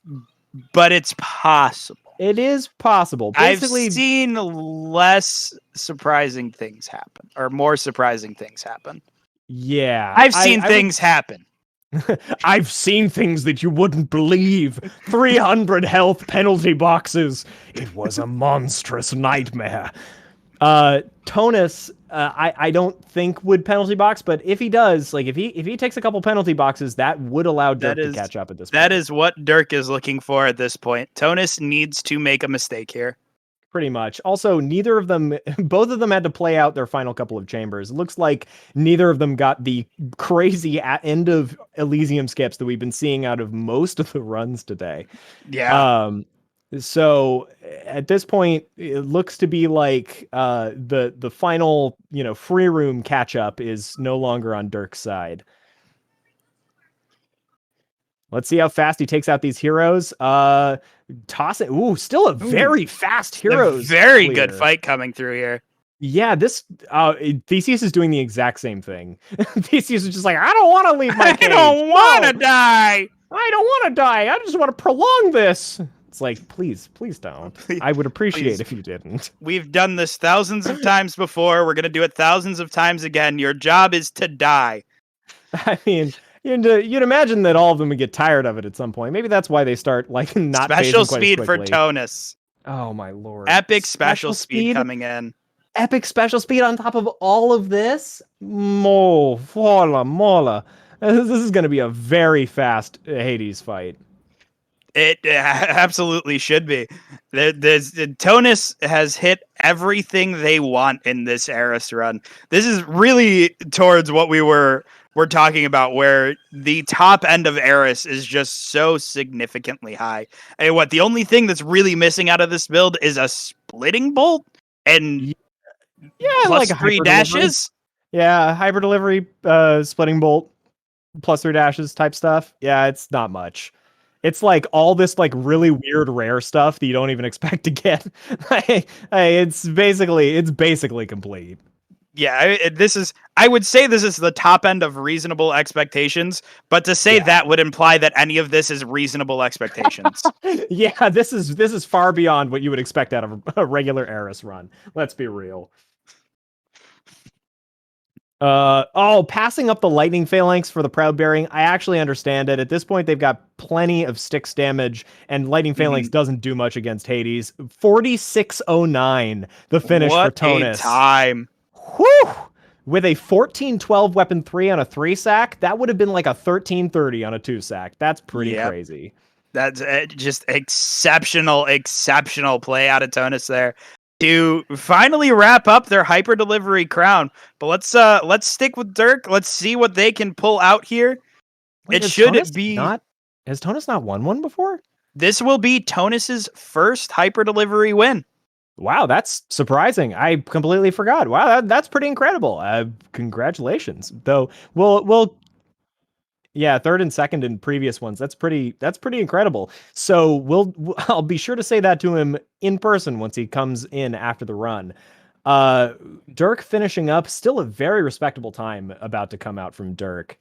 Absolutely. I mean, we're looking at probably a high 48, low 49, which is still a very, very fast time. Yeah, I mean, especially considering like this had a weird Achilles run, and well, I guess actually just like a normal Achilles run. Achilles is weird. And Nemesis in it. Like for that, it's pretty amazing. It's a very respectable time. All right, let's see how this dad fight goes. One last dad fight to close out Hyper Delivery 5. DrK first. Take us home, buddy. DrK, destroy father to end this entire event. How wonderful. What a wonderful thing to end it on. Nothing better than some fatherly murder to end our night. Patricide. It's this entire tournament is just patricide variety hour. That's all it is. I like to refer to Hades as Teenage Rebellion, the game. Yeah, that's pretty. You can't stop me, Dad. I'm gonna go live with Mom. Did you? I mean, have you ever thought about how petulant he sounds sometimes? Just like absolutely. He's like being petty to his dad for during most of the stuff. It's like, yeah, screw you, Dad. I'm out on my own. I'm gonna show you. Hyper Delivery 6 Patricide Variety Hour. Well, Hades is going down very fast. It's nothing like what we saw out of Clockets, but it is still very quick. Let's see how quickly he's able to finish this off. God, the smoothness of Delta Chamber coming in at a clean 54. Very, very clean dad fight coming out of DrK. But with that, Tounis, you've done it, my friend. You are the champion of Hyper Delivery 5. You finally brought home the crown. How are you feeling, buddy? Feeling good. Finally. I had to lose the wrist, then I lost the mushroom, then I lost the world, and now I finally won. So you deserved it, man. Very, very well earned and very well deserved. DrK, how are you feeling, buddy? I know it's tough to make it all this way and not come out on top, but you played exceptionally well. Yeah, I thought I played well with the Elysiums I was given. That was rough. I didn't see a good Elysium the entire tournament. I don't think I had a single one under 4. I'll have to check Ghosty's stats, but I honestly don't think there's one under 4. And that like eyeball getting stuck in the Elysium Oh, wall on my that was- Achilles. yeah. That was was the- tragic. We were freaking out when that happened. Like, I'm pretty sure we blew out both of our mics screaming because Absolutely. you put, the title dash pushing that thing into the wall, and then you just couldn't hit it for like, I think it was like 15 seconds or I something. don't even think I hit it. Like I don't know what killed it, but it wasn't Yeah, because I I don't know dashed either. away and then it died. That's So I so had paused my weird. music and I was about to unmute and ask what I should do. Yeah. But hey, I mean, it died and you moved on, but still, Yeah. like that was tragic. It was like 25 seconds of it just sitting there.